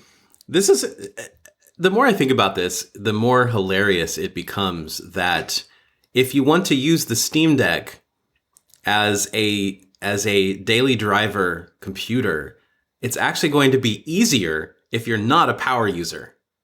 Like that's kind of blowing my mind, because that's not what people think about when they think about Linux at all. They should, but this is going to drive that home in a big way. It's fascinating. We're seeing the impact on Flatpaks, because like a lot of developers that were like, well, Flatpak, we'll see in the future. They were like, oh, now it's a priority. Now we need to do something about this. There's loads. Yeah. You can run app images though. Yeah, True. App images work. Yeah, you can. I did that for the Heroic Games launcher. I'm prepping a video this week, and it runs really well. They're working on a Flatpak as well, right? Heroic. Yeah. Yep. This week. Yeah, they're getting some help from the Bottles developer to do that, which is interesting. This is what I love about everything Linux. Like, developers will make their projects, they're half doing the same thing, yet they'll still work together to help each other out. I think it's brilliant. It's time to talk about the elephant that's in the room. There we go. Because we are going to have different opinions on this, maybe. With the existence of Steam Deck now, and to a certain extent with the existence of Proton for the last few years, but especially now that the Steam Deck is kind of, in my opinion, blurring the line between gaming on Linux and Windows a little bit. Do you think that we still need Linux native builds of games? Because this is something that a lot of Linux enthusiasts have been craving for years, and they're getting it less and less. Now, do you think that the Steam Deck will encourage developers to make Linux native builds, or will they just test it against Proton and be done now? What do you think? What do you want to see happen? Well, what we've already seen is quite a lot of developers are already now testing themselves against Proton with their Windows builds and putting in fixes that benefit everybody, which is a huge thing. So it's not just deck players that will benefit, and everybody. I think that's an important thing to focus on as well. In regards to specifically going either native or Proton, though, it's right now it's a question of, is it worth it? And the answer a lot of the time is, well, quite simply no, because the market share is not there. Proton is a great stepping stone to just having your game work, but one of the downsides there is that if you're relying on Proton, then you basically have no control over the distribution of the game and what's happening with it. While Proton is amazing for what it does, the other side of it is that developers who produce a native version have that entire control over everything. They can optimize every single angle of it and do whatever they want. And then they can go and put that on other stores. Say if, 10 years down the line, Linux becomes way more popular. If these other stores are not allowing or don't have features for Wine and Proton, they can then put those Linux builds on it. But, that's pie in the sky stuff right now. That doesn't really matter. The point is that for now, ensuring your game works in Proton and updating it to have good controller support, making sure it has good performance, that benefits everybody. Literally everybody. The only people that are only going to go for native Linux ports are a minority of a minority, and they do not have the purchasing power for a developer to care, really. But then also, since the Steam Deck was coming along, there's actually been quite a few brand new native ports suddenly crop up at the same time. So it's like, I think there's genuinely space for them both. It all depends what developers know, I think, and what developers can do and support. The point is, what's the best user experience? What is the best user experience? Go ahead, Nick. Yeah. Sorry. Speaking of user experience, one of the games I played the most on any PC, any device is Total War Warhammer 2. I have like 500 hours on that game. That game has a Linux port. That port gets all the DLC 1 month after the Windows version. It gets the updates 1 to 2 months after the Windows version. It's less well optimized. It runs less well. And it cannot cross-play with Windows or Mac players.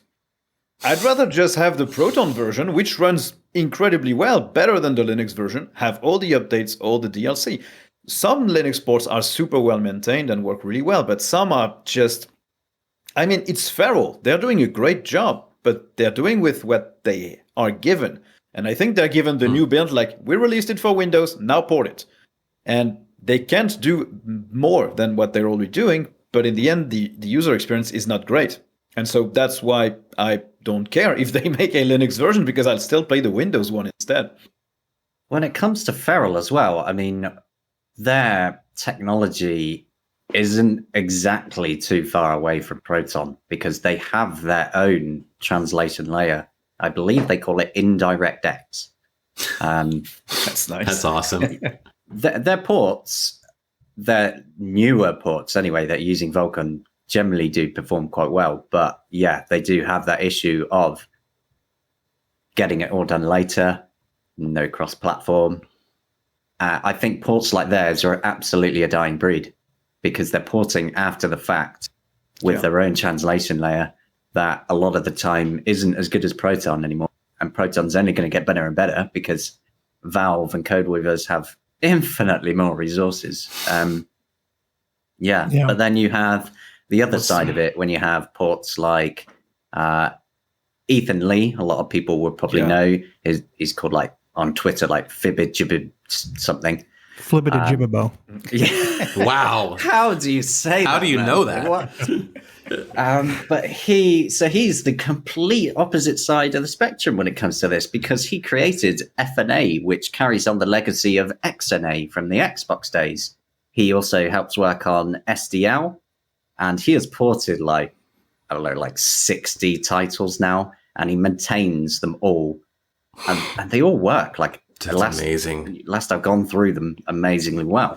But he is only one person. It's a very tough question, because user experience is the most important thing. Proton gives people the games straight away at a lower cost. Yeah. And really, I think it's the future, because Gardner, what's up? You got some thoughts. It also really depends on the developer and what their budget is. Like, if they have someone on hand who is a Linux user who has the experience to do that stuff, that's really expensive. Like, he could go somewhere else and get a job and make a lot more money. You know what I'm saying? Mm-hmm. So, like, if you have like Ethan Lee and you hand off a port to him, that's great. And that if your studio can afford it, and if the Linux port of the game sales can afford that, that's great. But then, like, if you're like a small indie dev and you've made your own engine to publish this game, you're going to have a lot more trouble, and it's more trouble than it's worth, honestly, to port your game natively to Linux in a lot of cases. You're just not going to see that return on investment. Maybe with the Steam Deck you will, but like, you know what I'm saying? Like, so it's still a question. Yeah. Proton provides the bridge to allow developers to bring their games to Linux without having to do any of the like arduous work or hiring the talent to do it. And that's a good thing for Linux gaming. Once the Steam Deck is established and the developers really like, and it's been on the market for 2 or 3 years, and developers want to take advantage of the hardware, that's when the native ports will come out. That's when Valve will give them more access to the drivers, like the lower levels. And you'll see ports like Grand Theft Auto 5 for the 360 on the Steam Deck. So you'll see like Steam Deck you'll see Steam Deck verified, but maybe also Steam Deck optimized. Or something. That's what I'm thinking. Yeah. Now that would be something I'd really, really like to see at some point. And I don't care how it's done. Yeah. Just a point of fact that a developer has gone in, tweaked it specifically for the Steam Deck, and they can show, Valve through some verification, here's what we've done, here was the increase, and say we are going to continue supporting it in that way, whether it is Proton, native, whatever. Deck optimized. Yeah, that's actually, I want it now. I've seen a lot of comments on my YouTube channel, like in the last couple days. After they changed the after Q2 to Q3 and after Q3, people are saying, "Oh, I'm after Q3, and now I'm really worried because the hardware is going to be so old by the time I get it that no games are going to work." No, it's not a Switch. No, this isn't a Switch. But even the Switch, like that is 7 years old. Like that hardware is ancient in terms of compute. Yeah, it's basically like a 6-year-old phone. That's basically the hardware that's in that. It uses an NVIDIA Tegra. That's what was on the first NVIDIA Shield thing that you put under your TV on the Ouya. It's the same hardware. It's not that old. It is. Not the Switch itself, but the hardware is ancient. The architecture is. I mean, it's semi-custom, but still very old. Yeah. Damn, because I've got a day one Switch. Yeah. But guess what, Liam? You can still play AAA games that are coming out for the Switch now, even though that hardware is so old. And this is what the Steam Deck is. Like, this is a paradigm shift in the PC gaming space, in my opinion. I've got a note on that, though. Let's hear it. So you can play AAA games or AA games still on Switch now, right? Okay. Well, has anyone tried Ark Survival Evolved on the Switch? Oh my gosh, that's got to run like awful. It is. I'm talking about the new Kirby worst game, though. Ports ever made, and yet the deck can play it quite nicely. Yeah. Nintendo has the advantage of having developers making games just for that, like all the optimization and the development tools that. Oh, that's another thing we didn't even talk about yet, is the fact that the dev kit is open source for the Steam Deck. There's so much to talk about. Jesus Christ. So on the point of people waiting on the Steam Deck, so there's a lot of disappointment and obviously a lot of people waiting, people not getting it to Q3. Some people won't even get it till next year. And people worrying about what the hardware will work on. Well, you look at stuff like the Switch. It is completely outclassed to the point that now multiple games are cloud versions because the Switch simply cannot run them. Mm-hmm. And yet those same games, the full entire version will run on the deck, and it will run today, it will run tomorrow, it will run next year. And games will be coming out next year that will run on the deck and the year after, Yeah. People tend to forget that this thing runs game at 720p or 800p. It's not like it's a 4K gaming thing that, of course, would be outdated in 2 years. It runs games at 720p or 800p. It's got FSR that can allow you to basically have 800p even though it's actually rendered at 540.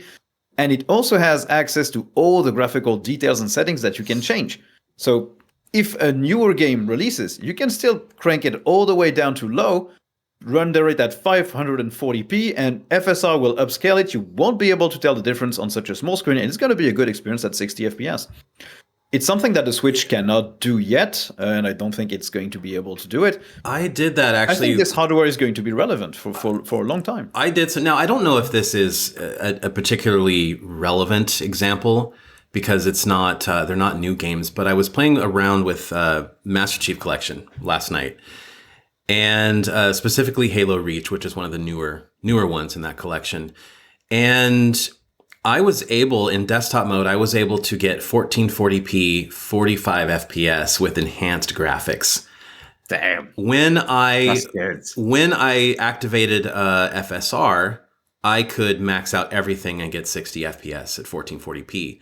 And then I moved it to the deck, and I just, with FSR on and off, like going 540p to 800p, I think, I just couldn't tell a difference. And I've tried that with many games, and I can't see the difference, but I can feel the difference. On a 4K screen, you're going to see the upscaler. You're going to see the blurred edges. Oh, yeah, you're going to it's see gonna be like garbage, some yeah. kind of weird triangle pattern on the textures and stuff like that. On a 7-inch or what is it, 7 or 8-inch screen, you're not going to see it. It's too small. And even if it's close to your face, you're not seeing it. So it's virtually transparent. It's just more performance, more battery life for no drawback. Yeah, I really think that you'll be able to play games that are released for the next 5 years easily because of the fact that they're PC games and they have so much scalability. It's I love this thing so much. That brings us to one of the questions. What would you like to see for a Steam Deck 2? In 5 years or 6 years or whenever? What should they do with the Steam Deck? First of all, I'm going to predict 3 years. 3 years, you think? Yeah. I think it'll be 4. 3 honestly. years. Okay, Wow. It'll release in 3 years and you'll get it in 4 years. You know what we'll see before a Steam Deck 2? Before we see a Steam Deck 2, I think we're going to see a console that'll plug into your TV. I think so too. From Valve? Much higher TDP. Yes, Yeah. from Valve. From Valve. Yeah, I think so too. Okay, I I'm going to would hold be you to that surprised. one. That's a great prediction. I like that. I don't Wow. think they will, personally. You think they will? I think they'll stick to the handheld form because there's already, well, they don't exactly have big competition, let's face it, as a handheld, really. But when it comes to doing a proper box like that you're connecting up to your TV, trying to slide in with Xbox and PlayStation, it's not going to happen. But the Switch, know. the Switch competes against. Well, does it though? It I think most people have like a Switch and an Xbox, or a Switch and a PlayStation, or a Switch and a PC. Nintendo right? just set themselves aside. There's like the general gaming market, and there's the Nintendo gaming market. But not really interconnected. I mean, but it's a good discussion point because there are a lot of people asking, like, does this replace? Should I buy this instead of buying an Xbox Series X? And no, I really don't think so because it's not the same experience. It's not the same experience. I Series want X to play is- this in front of my face, laying on the couch with headphones on or something, and just like vegging out or being out on the terrace or. And when you like Nick said, when you plug this into a 50-inch TV, it's not meant for that. It's not designed for that, and you're not going to get a good smooth experience. So no, I don't think it replaces it. I think it supplements it. But I think if it is your only source of gaming, if this is your only source of gaming, it's a absolutely phenomenal value at $400. That's how I would answer that. I think realistically, though, if they were going to do a normal sort of set-top box console, then in a couple of years' time, they'd probably be in a really good position to do it because as Steam Input is having mass upgrades constantly, and developers are en masse right now updating their games for gamepad inputs, you have that over another few years. Their set-top box would probably actually do really well, I reckon. Yeah. It may. But Steam Deck 2, like the number one thing is for me would be an OLED screen. Yeah, me too. And of course that would have to come with a bigger battery because 40 watt hour battery with an OLED screen is just not going to work on Steam Deck right now. So I think that's my number one request for a Steam Deck 2 is OLED. I don't like Battery. OLED screens. No? No, OLED screens screw with my sleep in such a bad way. Like if I look at it, like I bought this phone and I was immediately like, because it has an OLED screen, I'm like, it screwed with my sleep so hard and I just can't do OLED. So I don't need an OLED. I would rather them stay with this. What do you want? What do you want in a Steam Deck 2 then? Battery, bigger Just battery. bigger battery. Yeah. Yeah. Bingo. Yeah, go ahead. No, I was just saying bingo. That is absolutely it. Number one, battery. A better battery. That's it. That's what I want. but with more modern hardware inside of there, will the bigger battery still give you the same battery life as you're getting now with the Aerith APU? Does that make sense?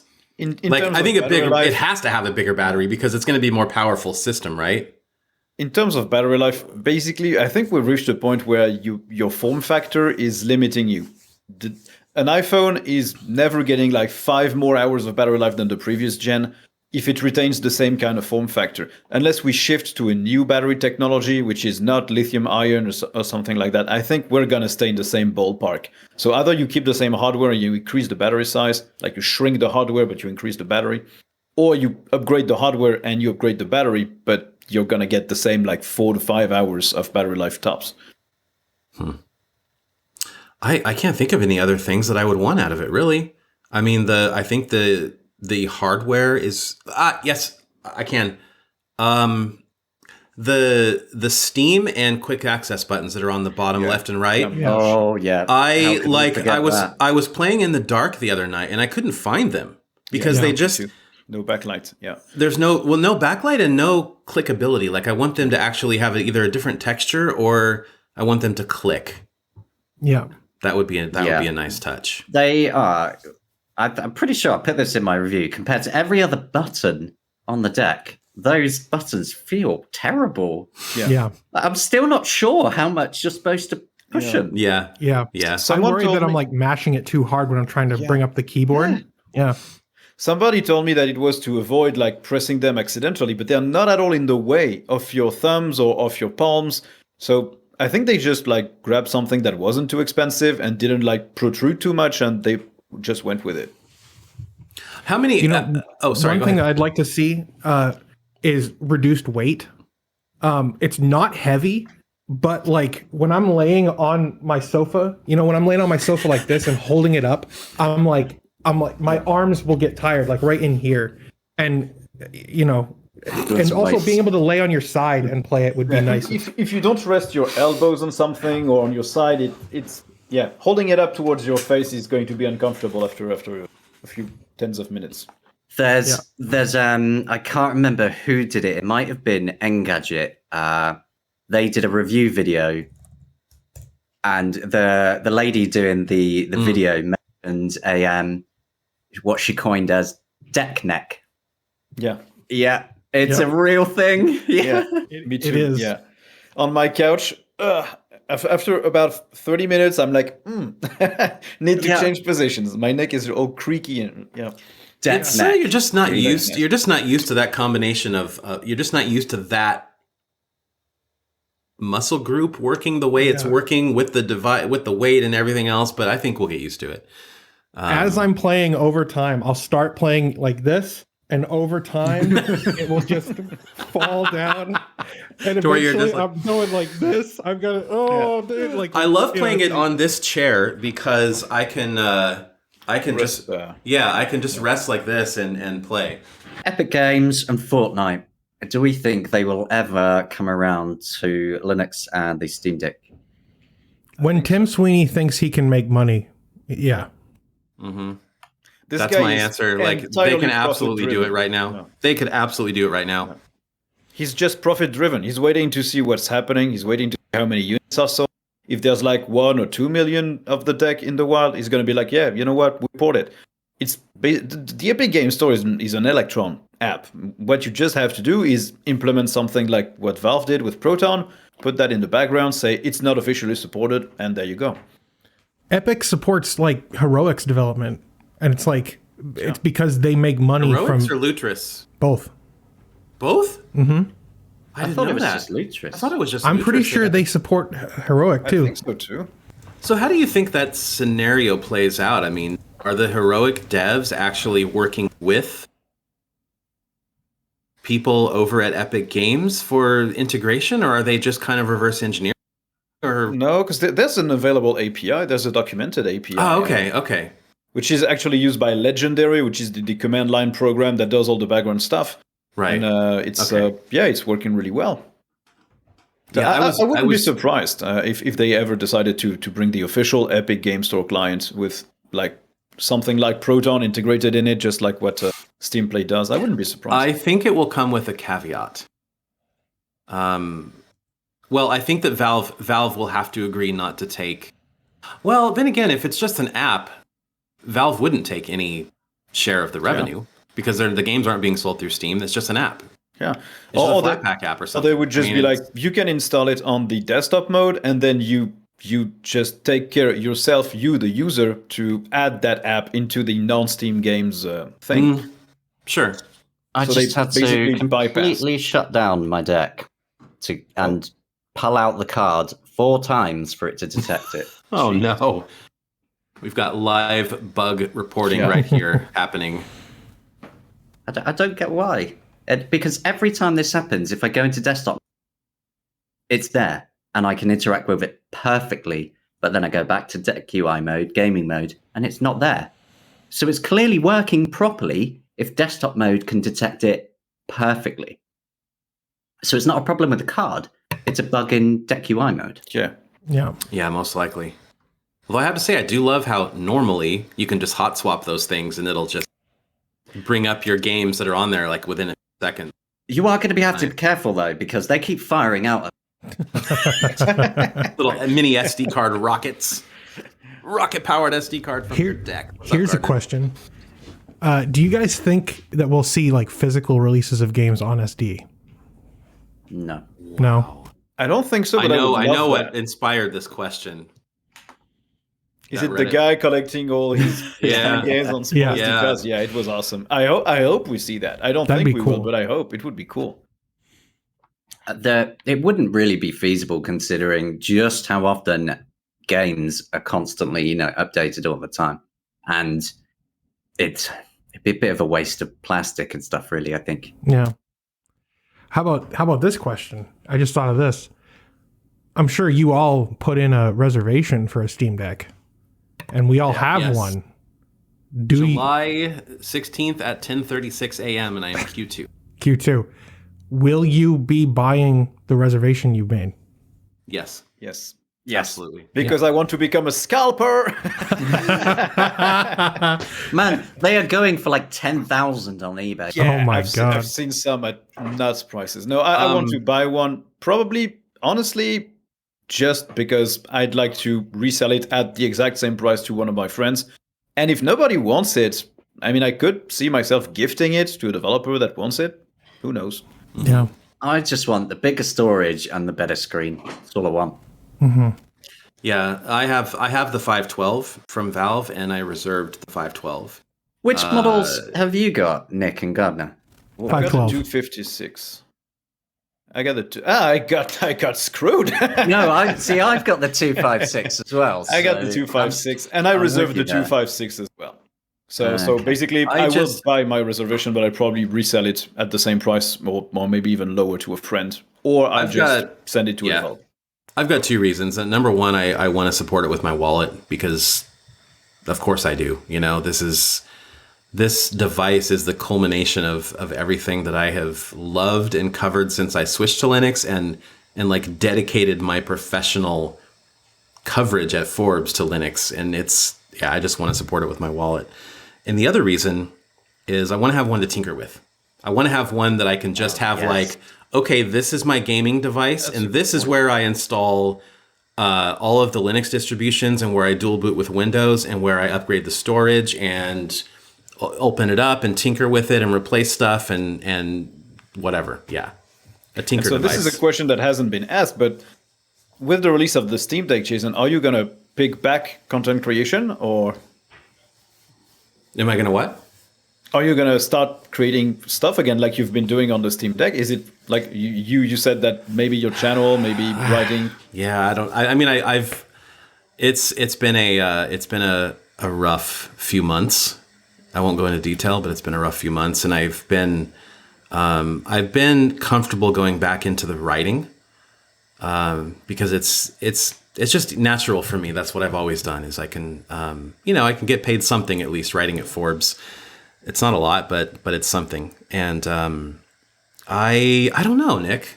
I want to, like, if I had my way, anyone who's watching this that or listening to this that follows me on Twitter knows like this is all I'm talking about. And this is all I want to keep talking about for the next months, years.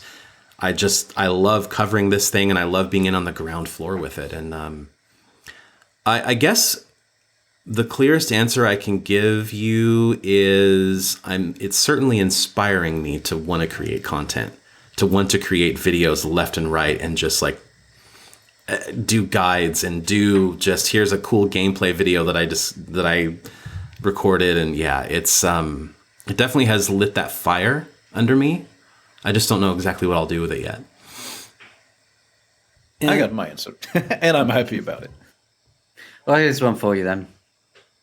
Mm-hmm. Valve take a 30% cut of almost all sales apart from the very most game. They, as a bonus, reduce their cut. Do you think their 30% cut is justified? Yes. That is a question from readers. Yes, it's justified. I think it's more justified on something like Steam than on something like the Apple App Store or Google Play Store, because you're delivering like gigabits, like gigantic, massive things. You have to have a huge infrastructure and you're providing servers. I think it makes sense. Well, and you're providing tool sets and you're providing a bridge to your community and you're providing a news hub for updates and events and groups and streams and promotion and like so many things. I think and open source tools. Yeah. A lot. I think the Valve has earned the right to ask that 30%. I really do. I welcome other developers, like developers who decide not to publish on Steam. I'd love to hear their stories if they've had success, not having their games maybe only on itch.io or only on Humble Bundle or something like that. Don't know. I think it's up for debate. It's surely up for debate. The thing about that is like when Steam first launched, 30% was like seriously undercutting everything else. Like that's not wow. when you're at retail, like you don't make 50%. You know what I'm saying? Like if you're selling your game at retail. Mm-hmm. So Valve, like their 30% cut was like seen as super generous. The industry's changed obviously, and like Epic is trying to make a big deal out of it. But like Epic only did this to court developers and to court exclusives. They don't offer and maybe this sounds biased. I mean, I use the Epic Game Store. I purchased things there. But only because they were only there and not on Steam, right? But they don't offer a fraction of the robustness and tool sets and just general like useful things that Steam offers, right? It's a store, it's not a platform, it's a store. Well, Tim Sweeney said it himself that what they're doing wasn't sustainable anyway. I don't know. I think that question about Valve's 30% has only come up because of Epic undercutting the whole industry. But don't expect that to last. I don't think that'll last. They'll get really popular and they'll be like, hey, we're doing like 20% or 30% now. And they'll justify it by offering more tools to publishers and developers. It won't just come out of nowhere. They will build useful things and then charge a higher cut. And people will be definitely fine with it. I don't know if you remember, but when Steam first started, everybody hated it. It was something on top of your Counter-Strike game. It was laggy. Yeah. It had bad servers. It had bad connections. It added another extra layer with an account that you didn't have before. It was crap. Everybody hated it. And then they turned it into something that people really love. I think Epic starts in the same place. Most people are like, why do I need another launcher? It's crap. I hate Epic. Some people are like, yeah, Epic are good. They're less expensive, whatever. Most people don't seem to like them. In 5 years, people will have completely forgotten about them. Here's the funny thing for you, though. The Epic launcher is, from what I found on doing the various guides and things for the Steam Deck and so on now, the Epic launcher is the only one that is basically flawless inside Wine and Proton. Every other launcher is a piece of junk. Yeah. Origin. Oh my God. Horrible. People want to give Epic crap. Oh my god! I launched Mass Effect Legendary Edition on desktop mode, and the Origin windows were just like. Yeah, you've got like 10 or 20 small things opening everywhere. You're like, what is this? Okay, I put a guide up today to do the EA app with the Bottles software to run Battlefield 5 on the deck, all on the deck. This took me 2 days to do because the EA launcher is that bad. The first download went all the way through, okay? But then the app crashed. So I reloaded it, and it said downloaded, but it wouldn't let me launch it. And this app has no feature to repair. You're literally stuck. So I went on to EA Help. Their official help for the EA launcher tells you to uninstall it. That's bad. That is their official help. So then, to carry on with this guide for the Steam Deck, I had to reinstall it, but it's supposed to find existing files. So I thought, all right, well, at least I can do that. But it will only find existing files if you have the full entire space still free, which obviously I'm using SD cards for all of this. Oh my gosh. I don't have another 90 gig free, so I had to delete it and start over. Oh my gosh. Jeez. So EA, if you're listening, your app sucks. Well, I think that they know that. I think I'm kind of encouraged by seeing a little bit of a balance in the onslaught of launchers on PC, because like Bethesda's is going away, right? No more Bethesda launcher. Thank God. That was completely unnecessary. Origin, with EA going having a closer partnership with both Xbox and Steam, I feel like eventually the Origin launcher is going to go away too. I hope. Yep. One can only hope. Yeah.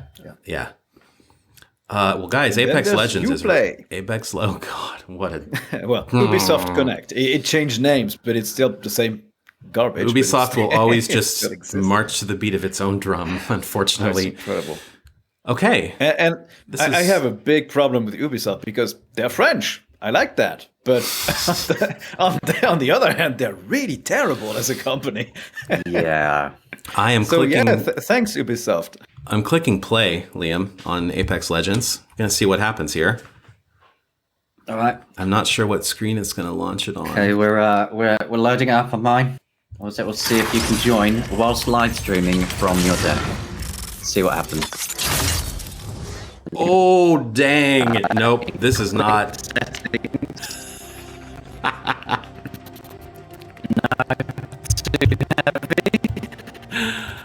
Oh no, Liam! I had to kill it. Because like the second that it went to the actual in-game engine being rendered, you just turned into like static, basically. Oh yeah. Damn. So it can't handle playing a game and a Discord call. And OBS. Like I'm confident. Yeah. I'm confident that if I turned off OBS, okay. this would not be a problem. I guarantee Plus, we're it. doing a video call. Maybe an audio call would work without a problem. Yeah, but you know what? To whoever asked this question, I will be testing that. Yeah, because video calls on apps like Discord and stuff like that, they use the CPU to a really high level. So I wouldn't be surprised that if an audio call would be. And what I'll do when I test it is I've got an external AverMedia USB capture device, and I'll just use that to do the capturing, so that it doesn't bottleneck the system. But well, it has its limitations. It does. It's not. It's a $400 computer. Yeah, and for the price, it's incredible what it can do. Like the amount of games it has at launch. If you only take the certified and playable titles, you're at 1,100 titles that you can play right off the bat. You have incredible performance. It can be used as a PC, even though there's some limitations. The value is really interesting. The value is absolutely amazing, especially when you can't even buy a good GPU. Yeah. As people's Seriously. Even as people's first entry into, say, some form of PC gaming, the Steam Deck is an amazing choice. Absolutely, yeah. Would you guys recommend this as an entry-level computer for someone who is not a gamer? No. Okay. Not yet. Okay. Not yet. Not yet. Not yet. No, I think in the future, yes, why not? But right now, I think there's too many limitations. Too many Interesting. limitations and too many quirks right now with the software as well. Yeah, desktop mode really does have some quirks. It's getting there, something that I definitely plan to keep tabs on. But it's still like, I mean, I think I would say get a Pinebook Pro maybe if you're not a gamer and you want just an entry level cheap PC, maybe a Pinebook Pro or a Chromebook. A Chromebook, honestly. Yeah, get a Chromebook. Sure. You can install a lot of Linux stuff on it nowadays as well. So I hate recommending that because Google is not my friend, but yeah, you can't argue with the value of them. Yeah. Yeah. They're not bad. Well, if we want a good sort of ending question, I think this is probably a really good one then. Hit me. What are we all most surprised about with our experience with the deck? Oh, man. What's been the biggest surprise? This will be another half hour. Well, I have a ready-made answer for that because I already talked about that on my Patroncast, the podcast I do for my patrons. What really surprised me is how much the deck has changed my opinion on Steam in general. I never viewed Steam as a platform or as an interesting thing to use. I didn't care about the achievements. I didn't care about my games list. I didn't curate it, organize it. I didn't hide the games that I didn't like. It was just a launcher, and it was basically something that I had to use. With the deck, I'm basically treating it like I treat my Xbox, which is I want to get the achievements. I want to have a nice friends list, well curated. I want to organize my games, create categories. I want to do all of that stuff because it gives me a connection between the hardware and the software that I never had with a PC. Why, though? If you have the keyboard and the mouse, they're this intermediate layer between me and the software itself. It's disconnecting me from it. And so I don't get attached to Steam on PC. But on the deck, I literally touch Steam with my hands. And it works way better for me. And so now it's yet another platform that I'm going to try to complete games to 100% and stuff like that. It really created that connection that I didn't have before with it. Wow, what a great answer. Yeah. How can anybody follow that answer up? Jesus Christ. I can. Nick. You could have gone last. I feel like it has changed my relationships with video games because I'm very busy. Like I run a company besides my YouTube channel. I do all kinds of stuff. And when I'm done work for the day, I don't want to go to my living room, turn on my PC and start futzing around and playing games that way. Or even console. Like I have a Switch, I have a PS4. I don't like playing them that much unless I have other people over and we're playing it back and forth. The Steam Deck has fundamentally changed how I play video games because I don't want to sit here either and play games at my desk where I've been all day. So I turn on the TV, let some YouTube or some other show run, and I play games. And I think I've played more games on my Steam Deck in the last 2 weeks than I have cumulatively over the last year. Like, that's how important, I mean, that's how fundamentally different this is for me when it comes to video games. And it's, you know, I started my YouTube channel originally because I didn't feel like I was spending enough time playing video games. And then it slowly over time became too much. It became too distracting to play video games. But now I'm back to it because of the Steam Deck. And I love that. Now, I'm gonna play devil's advocate on behalf of a lot of viewers and listeners. Do you think that this is just the honeymoon period for you, Gardner? And that's why? Because of the freshness and newness of it? It could be, but I'm usually kind of in tune with that like phenomena, like how I experience like the honeymoon period, and I don't think that it is. Like maybe when I start to run out of games in my library and I don't want to spend more money to buy new ones, then I might not use the deck as much. But like legitimately, I don't think that it's a honeymoon period. Okay. And if you're like basically everyone else, you'll never run out of games in your library. Right. I've got like 700 games in my Steam. Wow, okay. Yeah, I've got 200. Just the games that are on the certified list now, the verified and playable, just those games, I could be busy for years. Well, thank you for such a couple just absolutely eloquent and beautiful answers. And now I guess I'll try and top that, which I won't.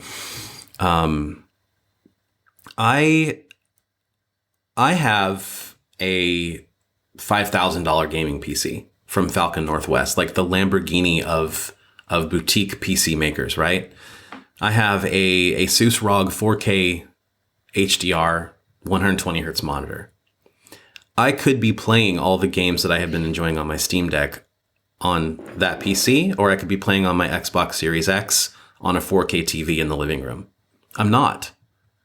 And I think I'm not because, I mean, I'm just going to basically steal what you guys have said.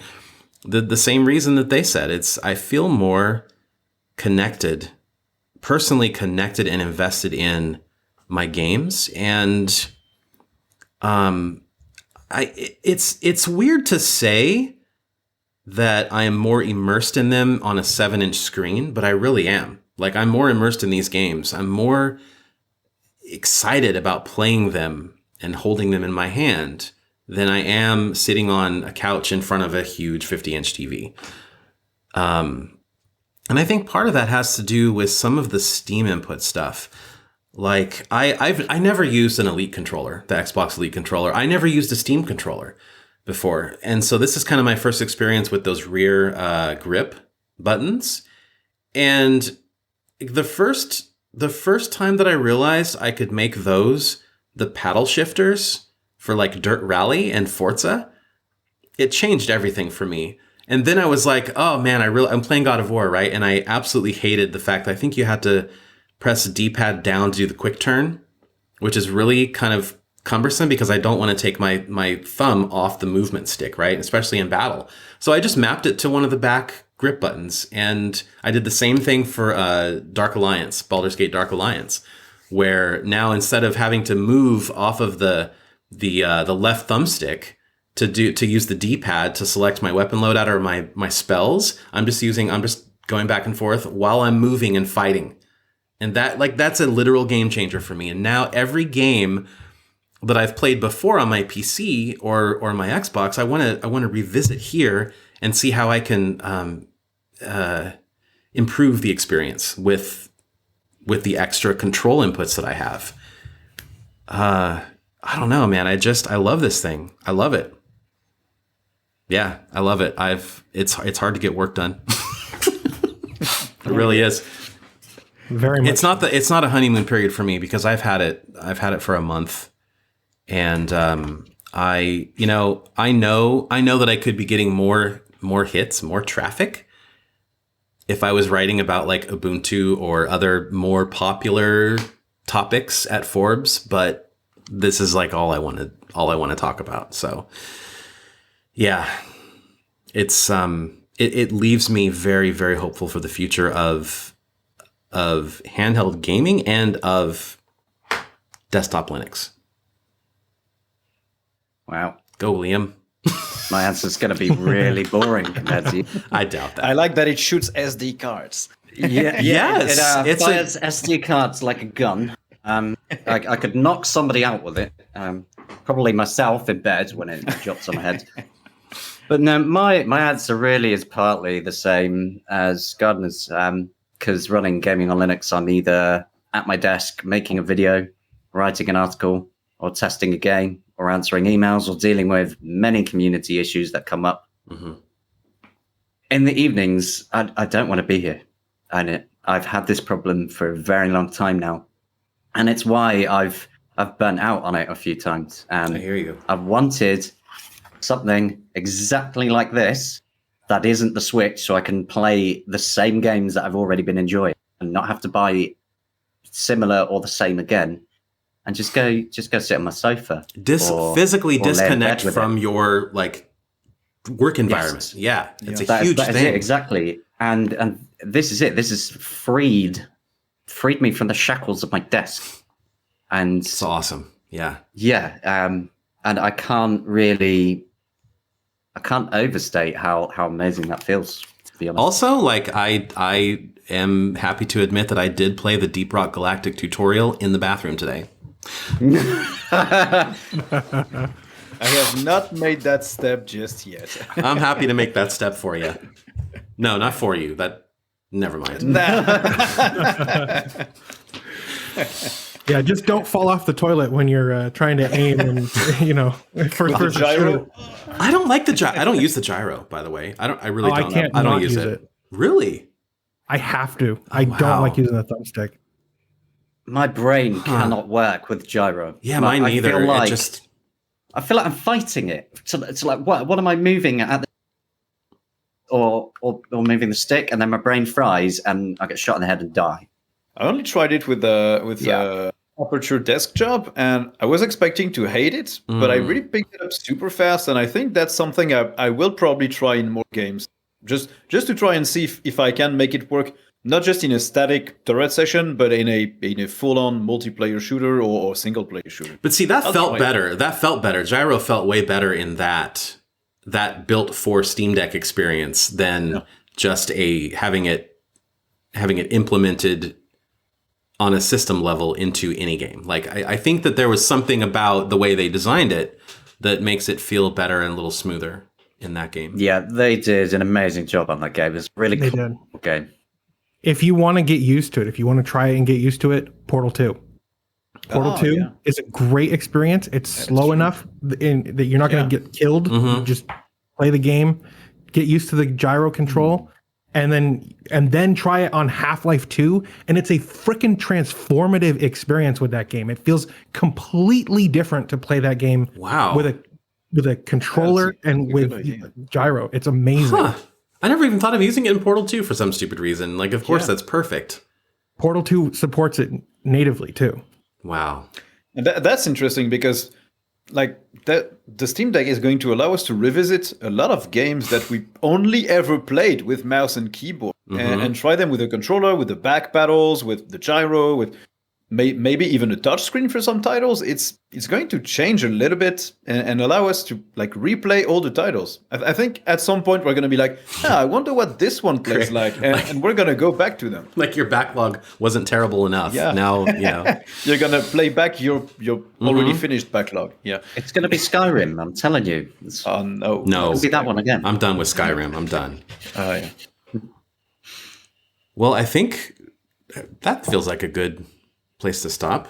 This was really fun. Thank you. Yeah, appreciate it. I really needed to just geek out with some fellow gaming nerds. But yeah, this was a blast, and maybe we can do it again. I can't wait to get this out to everybody. This was a lot of fun.